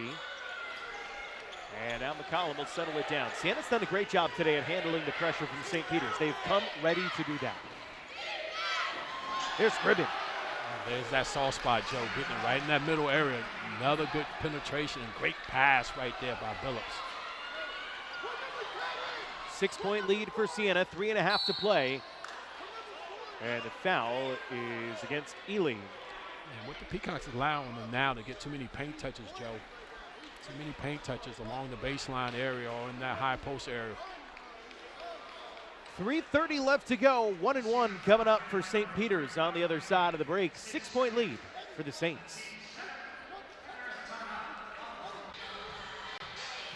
6-point lead for the Siena Saints. 3.5 minutes left to go. Siena trying to hang on and break a 4-game losing streak and win their second straight game here in Jersey City, something that they hadn't done before last year, Darryl, since 2010. This building has been a house of horrors for the Saints over the years. Even when they've had some really good teams, they've had trouble winning here in Jersey City. But now looking to do it for the second straight year and give themselves a first-round bye. You're just saying it's been a haunted house for them? Ooh.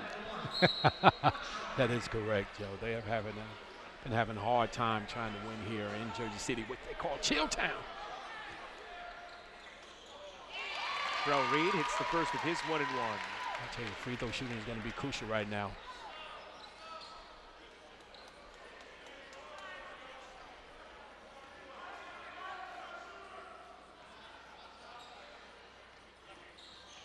And the second goes as well. So 10 points for Latrell Reed. Jalen Murray comes back on. He's been dealing with foul trouble all day.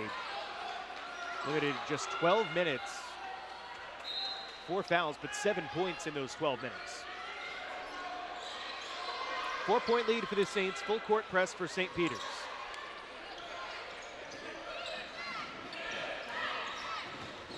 McCollum.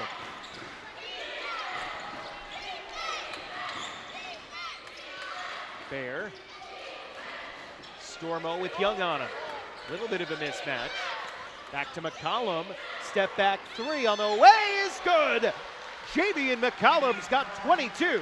That's a big shot right there, Joe. Big three-pointer by McCollum. St. Peter's, after they shot 62% in the first half, just 33% in the second. Dasher, step back mid-range, didn't get it. Stormo the rebound, and Cam Young called for going over the back. It's a good box out by Jackson Stormo. Cam Young got to be a little bit smarter than that, knowing that Stormo already had position. That's the 5th foul on St. Peter's, so still a couple more to give before Siena goes to the line, but in good shape in that regard.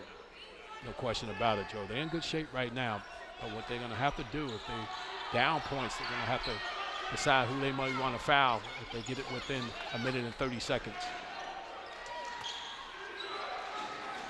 Chance of defense from the crowd here at Run Baby Run Arena, one of the loudest venues in the match.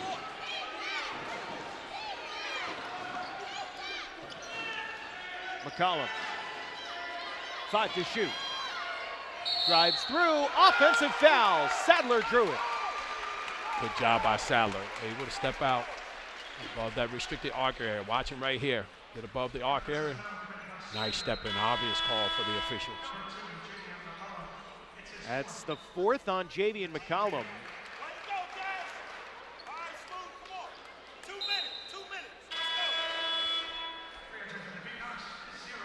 Right now with the Peacocks, got to get something offensively, Joe. And on the defensive end, they cannot allow the Saints to score another basket for the rest of the game. Going to give themselves a chance to win the ball game. Sadler off, Reed on for the Peacocks. Sadler had 12 points in the first half, but just 2 since halftime.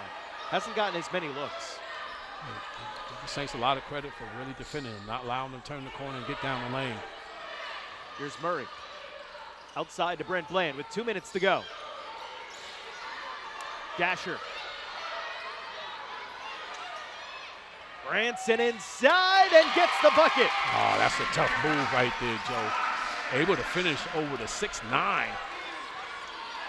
Jackson Stormo. 5-point Siena lead. Just over a minute and a half left. Timeout Siena.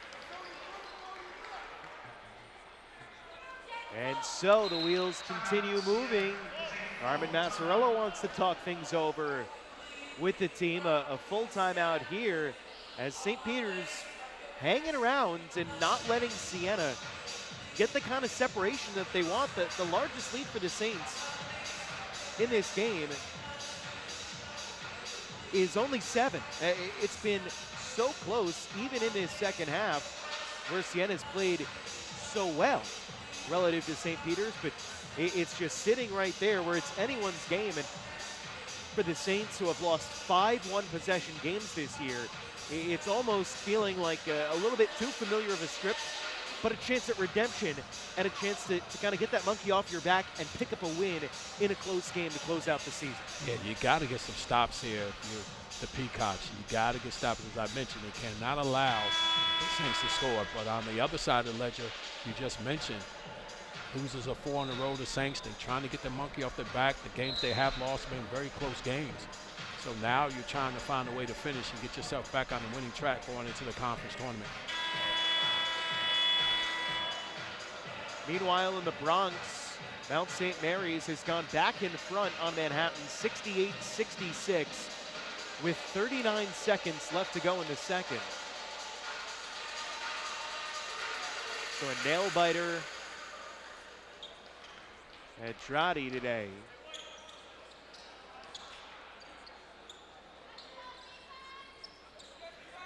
And a nail biter here at Run Baby Run. 5-point lead for Siena. For Siena, you want to execute here, try to score the basket. If you score right here, you can probably put this game out of reach. Stolen. Cam Young took it away. The pass for Stormo. And now what the Peacocks got to do, you got to try to get something early. You ain't got to shoot a three, but you got to score here. Murray inside, no good, and he got fouled, and Jalen Murray's going to the line. And one of the best free throw shooters in the MAC conference. You got at the foul line, Joe, but also what the Peacocks have done, they get a chance to put some points on the board without the clock moving, which is a good thing. And so Jalen Murray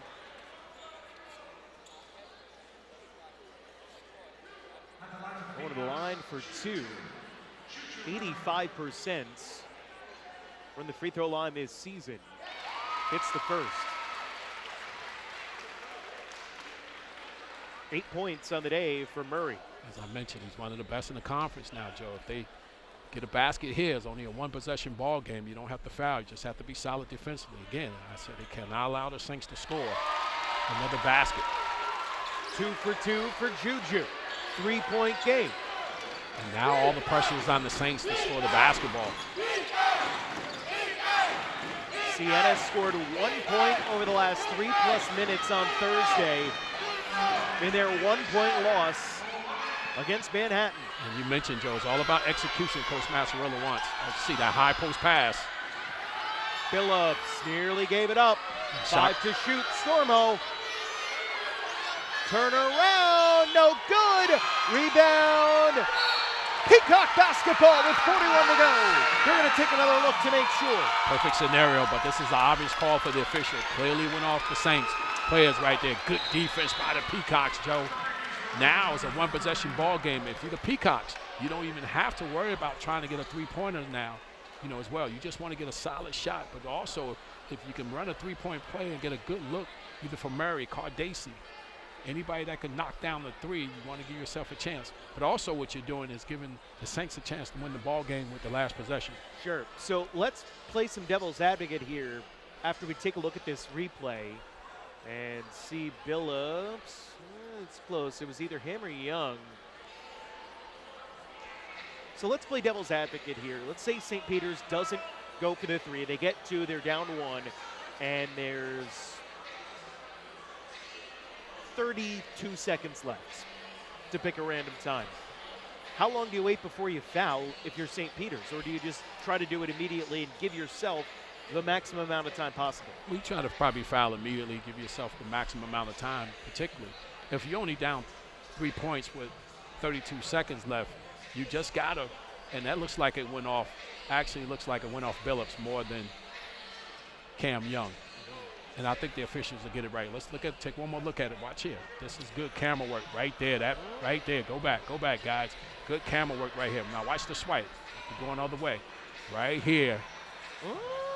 Right there. And that second hand, that left hand, Joe, looked like it touched the basketball as well. So it's interesting. From that angle, it's close. From the other, it didn't look like he had gotten the second hand. That second hand on the basketball. So then it becomes then. And that's why Young's hand. And the officials. Going to keep it with St. Peter's and confirm that it's the Peacocks That's basket. good job by the officials, as I mentioned. That second hand, Joe, when they slowed it down. Good job, camera crew. Excellent job replaying it. And I think the same thing we saw, the officials saw as well.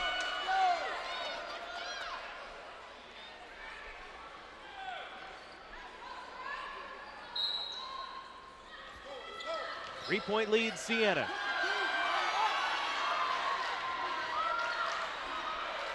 The Peacocks here, you just want to try to get something solid. And even if you score here, Joe, you're going to have to find somebody to foul if you're the Peacocks. Look to attack the basket. Reed or Murray going to look to attack here.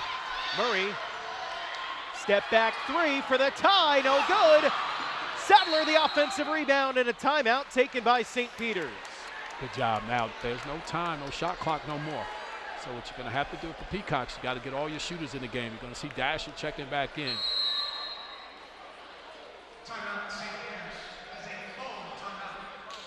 What you want to do is get all your shooters in the ball game, but also you want to get some good screeners in the ball game as well. If you're the Saints, Joe, you got a decision to make here. You can actually foul them and put them on the foul line and not allow them to shoot a three-pointer to even tie the game. That's another strategy as well. What would you do?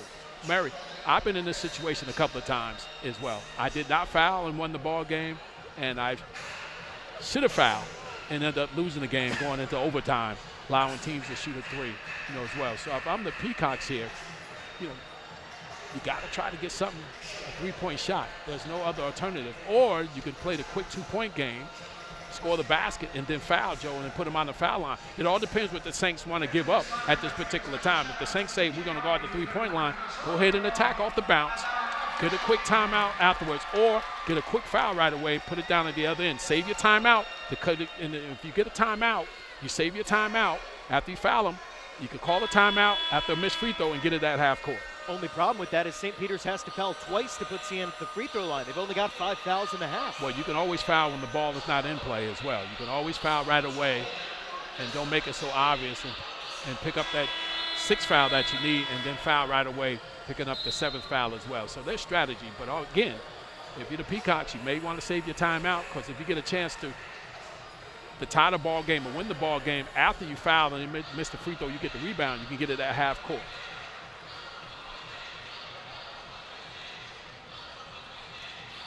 Cardacci, Dasher, Sadler, Reed, Murray for St. Peter's.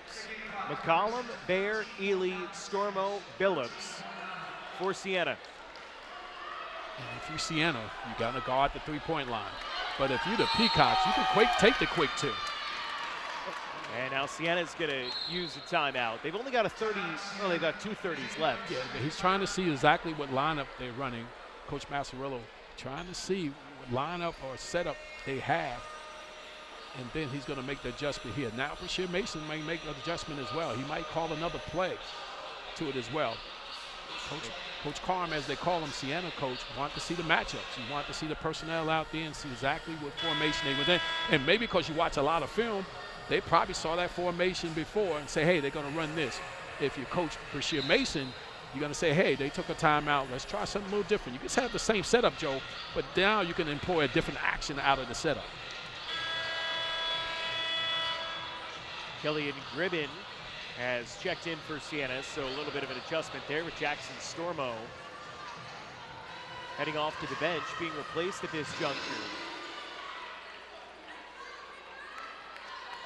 Gribben will guard the inbounder, Latrell Reed. The 6'10 freshman just using that length in front of Reed. That's what you want to do. They want to probably get in the backcourt to Murray. Look for them to run some actions here. Murray guarded by Billups. 5 seconds, Cardacci for the tie, no good. Reed, Murray one last chance. Yes! Bottom! Juju Murray ties it up! Wow, huge shot. They're going to review this, Joe, but no question the basketball counted. Good offensive rebound made it all possible. And the young man from Putnam Science High School was able to knock down the three-point shot and potentially tie this ball game with 0.2 seconds left. Watch the pass right here. Clearly the shot was off. They want to see how much time left. Clearly it was a good three-point shot, no question about that. Now the officials just want to give Siena to see how much time was left on the clock. And it's all predicated on what the Peacocks do best, Joe, offensive rebound. 0.2 of a second left on the clock. That is not enough time to catch and shoot. It's got to be a tip for Siena, and they got to go the length of the floor. No doubt about it, because he used all this timeout. Look at Cardacci on the miss. Now watch the offensive rebound. Right there by that man. Mama diggled that man again. Latrell Reed giving it to his backcourt mate. Juju Murray knocking down a big three to tie this ball game.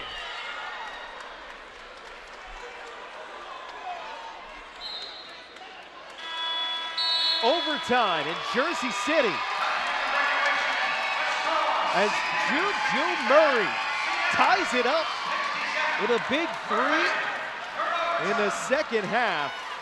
And we are not done with this one. The MAC regular season rolls on here at Baby Run Arena, and for Siena, you led for almost the entire second half, only to have Murray hit that shot. That just has to feel so defeating.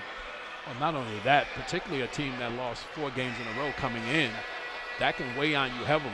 If you're the Peacocks, you want to take advantage of the momentum you have going right now. That was a big shot, but the offensive rebound by Latrell Reed made it all possible.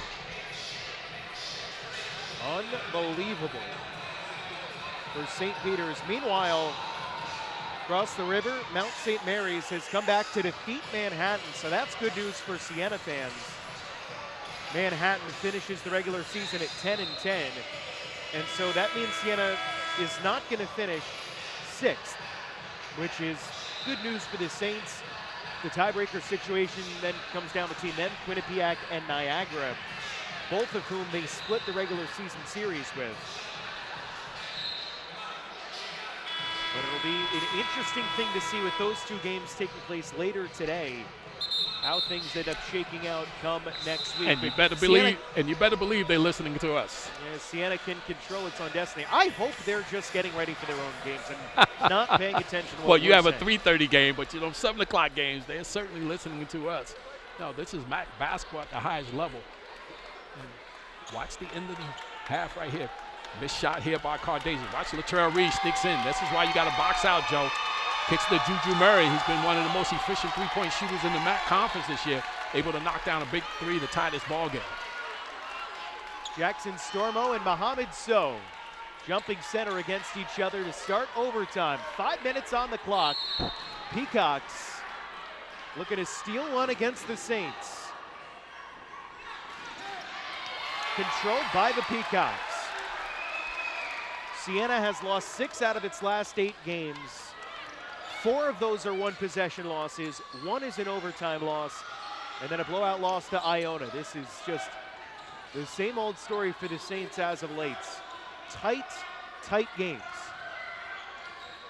Is today the day they figure out how to come out on top? Murray had it blocked, out of bounds. Saints basketball. Probably an ill-advised shot right there by Juju Murray. Look for the Peacocks. They might show this 2-3 full court press and drop back into a 2-3. Exactly what they're doing. They got to be very conscious of the high post area. You got to be very conscious of where Ely's at, as well as McCullum. Look at that high post area. Bear doesn't even look to shoot the basketball. He's open in the high post. There's Bear. Phillips back out to Bear, bobbles, throws up a 3, and missed short. Phillips the rebound, and then fouled hard by Sow. The foul wasn't hard, but the fall down to the hardwood was for Phillips, who landed on his left side. Looks like he might have felt his elbow, but I think he's going to be okay. Watch ill-advised right there. Wow, luckily his arm was not bent the other way. It would have broke. The arm was already bent in the going down position. That's number 4 on Mohamed Sow. And that's the 6th foul on St. Peter's. So now, on the next foul, Siena will finally be in the bonus. Let's see what Saints do on this out-of-bounds play from underneath. In for Billups, and a foul call. They want to see if there was goaltending here, and they might take a look at it to see if it was. Kyle Cardesi. They put Billups back at the foul line. And they were looking for a goaltend, but I think Young got the first swipe. And the second swipe, the second one would have been a goaltend. It was under the basket, yeah, though. Didn't matter. The ball was under the basket, so it wouldn't have counted. It had Karamol, and it was not around the cylinder area, above the cylinder. Phillips' first free throw is good. Yeah, it doesn't matter once you get that first one. See, Dasher checks back in the ball game. Mason gets him back in the ball game for defensive purposes because Cardesi, unfortunately, let Billups get open under the basket on that Out of bounds play underneath. 2 for 2 for Jared Billups. Cardacy was the one who subbed out for Isaiah Dasher. I think it said a lot that Cardacy was the guy that last play in the second half was thrown up for by Bashir Mason.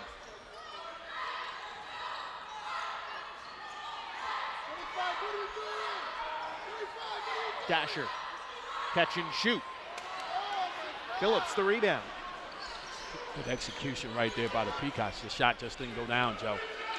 Billups had a really nice stat stuffer day, 12 points, 6 boards, couple steals, couple blocks. He's been solid. Ely for 3, rims out. But the offensive rebound for Gribben, and he left it short. Ely, no! Dasher got the board. Murray pushing the tempo. Dishes off to So, trailing. That's that mama. There goes that man again. Juju Murray making it happen off the bounce. Once he goes off the bounce, Joe, good things happen for the Peacocks. Murray's been dealing with foul trouble, but boy, has he been effective when he's been on the floor today. The Peacocks in a 2-3 matchup. Billups. Nifty pass out to Ely. Gribben. Good job by the Peacocks. 3 to shoot. McCollum deep 3, didn't get it. Rebound tracked down by Reed. Great job by the Peacocks defensively. St. Peter's +4 in rebounding. Here's So cleaning up the miss.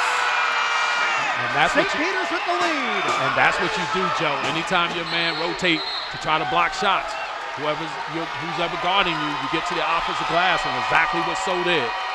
Timeout Siena, first lead for St. Peter's since 1840 in the second half.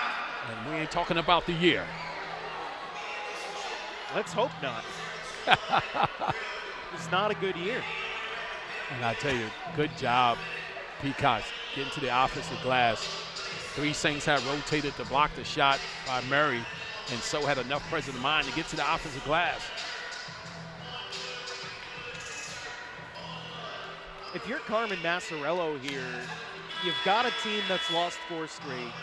You had this one, you had a 7-point lead with about 2:15 to play, and now you find yourself down with about 2:20 left in overtime. Just what are you saying here to make sure that the team's mindset is in the right place to try to come back and win this thing and break this losing streak? Well, it's all about somebody taking charge when they need a shot or a bucket. You know, it's down the stretch before the overtime. Guys are real hesitant about scoring the basketball. So it's a matter of somebody taking charge for the Saints. But if you're the Peacocks, you know, you did a very good job fighting to get yourself back in this ball game. Now you got a 2-point lead.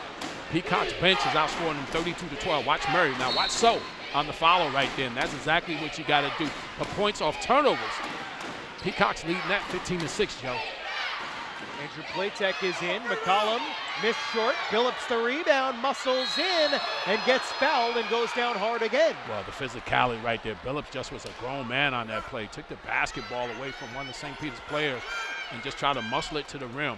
That's the will and determination to win. TW for Jared Billups. The will to win. Watch the shot hit by McCullum. Now watch how he takes, actually from 2 players. Look at the physicality right there.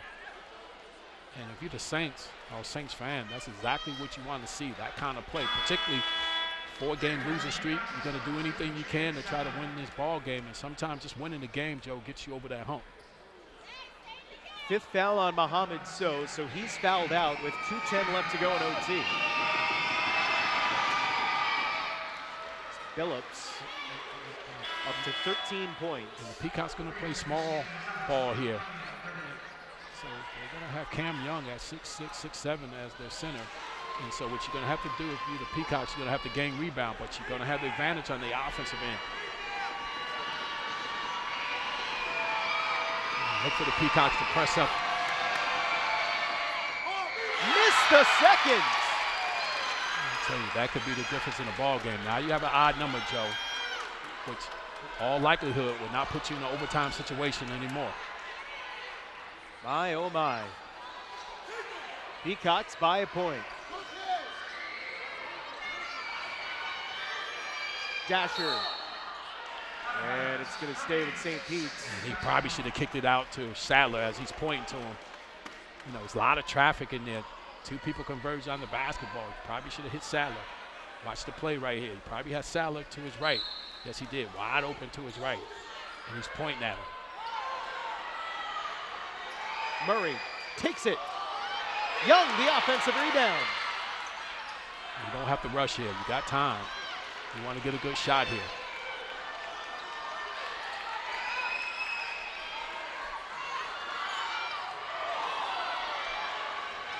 Five to shoot.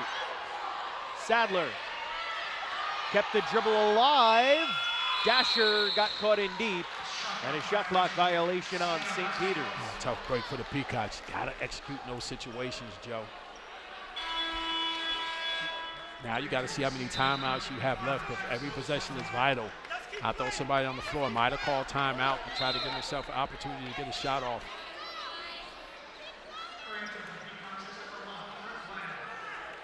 See Brett Brand checks back in the ball game. Over at the clock just to make sure all the timing is right. A minute 20 left to go. As long as it stays the odd number, Joe, the all likelihood of us having overtime right now is slim and none, unless you get to a foul line situation where you can get back to the odd numbers on both sides. They put an extra second back on, 121.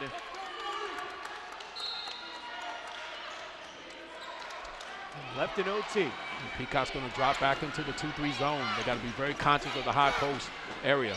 And what the Saints got to do, that's the pass they're looking for. Got to get it to somebody that try to score. As you can see, Cam Young fouls Jackson Stromo.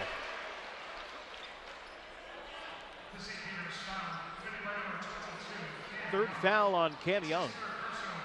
Give the Saints a lot of credit. Jackson Stromo, understand he had a mismatch. Well, I mean, you want to go small ball at this juncture, and you got a guy like Stormo out there. Saints got to go and exploit those matchups. No question about it, Joe. He did that, and he realized that as well. He realized that if he gets down the lane, gets to a sweet spot, and this could be a good foul by Cam Young, now allow him to get an easy basket.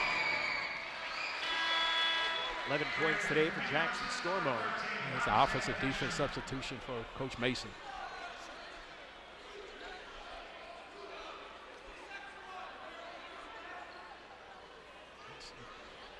Brent Bland checks out the ball game.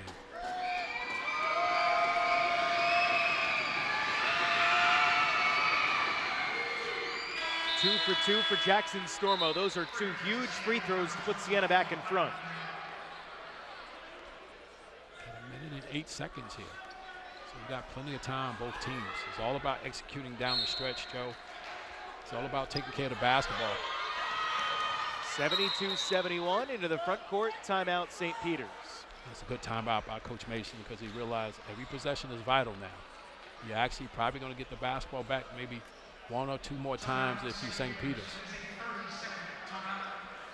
You can foul to extend the game, obviously, here to get some of those extra possessions. But, yeah, 1 point game, 64 seconds left.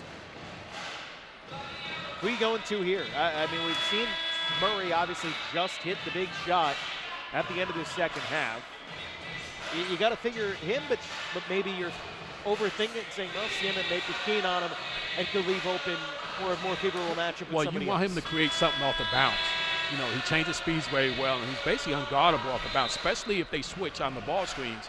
He's going to be able to create havoc that kind of way, either to score or kick it to a teammate to score. But you got Dasher as well, who's capable of taking it off the bounce. Anytime the shot clock is running down, Murray or Dasher is going to take him off the bounce. And if Reed is in the game, he's very physical. He can finish at the rim. But also what the Peacocks have to do, Joe, is get to the offensive glass as well. The other side of the ledger, if you're the Saints, what you got to do is be solid.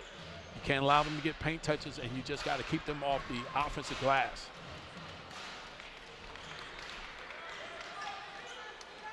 And the Peacocks comes back with Reed, Murray, Sadler,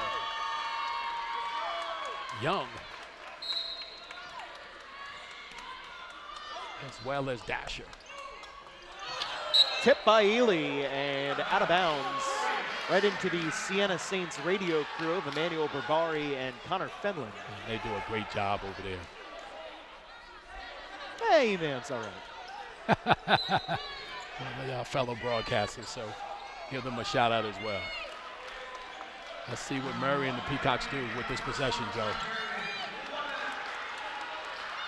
72-71 Siena.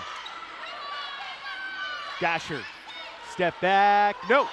Offensive rebound, Sadler. And I told you, Dasher's going to get it. He's going to be very aggressive. Look at him, he's calling for the basketball, so you know he has a youngster on him in the sophomore McCullum. 8 to shoot. Watch Murray operate here. On the drive, Murray, leaner, no good. Follow up and a foul. Killian Gribben commits his second foul. And the Peacocks are going to the line with 28 seconds to go. And I told you, it's going to come down to free throw shooting, Joe. If you're the Saints, you had to keep the Peacocks off the offensive glass. They didn't do it there.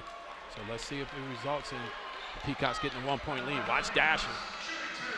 They called the foul right there with incidental contact.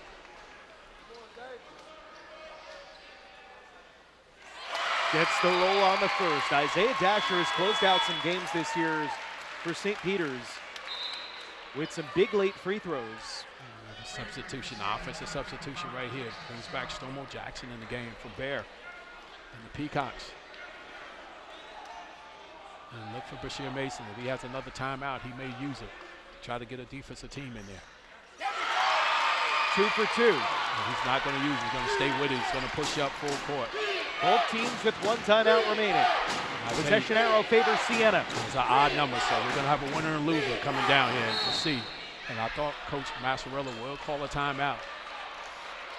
And look for the Peacocks. Might make some substitution in regards to the rebounding side of the basketball, not allowing the Saints to get to the offensive glass.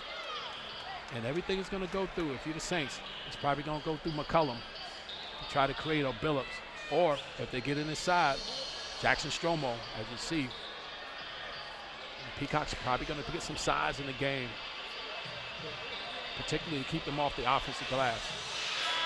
Well, Thursday against Manhattan, it was J.V. McCollum that the last play was drawn up for. He had the ball, was knocked out of his hands with about 5 seconds left. He got it back. Siena had a timeout in its pocket, opted not to use it at that point. And Carmen Massarello kind of defended that a little bit. He said, look, you know, McCollum was the guy we wanted to have the ball. He had the ball. And if we call the timeout and draw up a play, maybe they're defending him and we can't get him the ball to get a shot off. And he needs to know. He needs to try to get to the rim, settled for kind of an awkward mid-range shot. And we'll see if the quick lessons learned from that come to fruition for Siena here today. Well, you got 12 scholarship players over there, Joe. And hopefully you recruited guys that can make plays if you're not able to get it to the person you want to get the basketball to. And it's like he has all his shooters on the floor. It's McCollum. 15. And they may be trying to get something inside here. High post with Gribben. Golpo fronting Stormo. Gribben's got it. Now Ely, 4 seconds. Ely for 3, no good, and that's all! St. Peter's, for the moment, hangs on, but the officials are leaving. No foul at the end. The Peacocks hang on for a 1-point win. Great job right there by the Peacocks. They got it who they try to get the ball to, as you mentioned. They tried to get it to McCullum. They couldn't get it back to him. Ely came off a pin down, took a tough 3, didn't go for him. Then Billups comes up with the offensive rebound, just didn't have enough time being off balance. Great win for the Peacocks. And for Siena, a 5th straight loss, and 4 of them by 1 possession. An overtime loss today, 73-72 to round out the regular season. And now the Saints need some help from Niagara and Quinnipiac to see what their seeding is going to be in the tournament. And for the Peacocks, that's an exclamation point to end the regular season and head down to Atlantic City with Darryl. That's what you want to do going into the tournament. Get one under your belt. And so that wraps up Our coverage here today from the Anatelli Center. For my partner, Darryl Jacobs, I'm Joe Basile. The final score is St. Peter's 73, Siena 72. All games airing on the ESPN networks are archived and streaming on the ESPN app. This game has been a presentation of ESPN.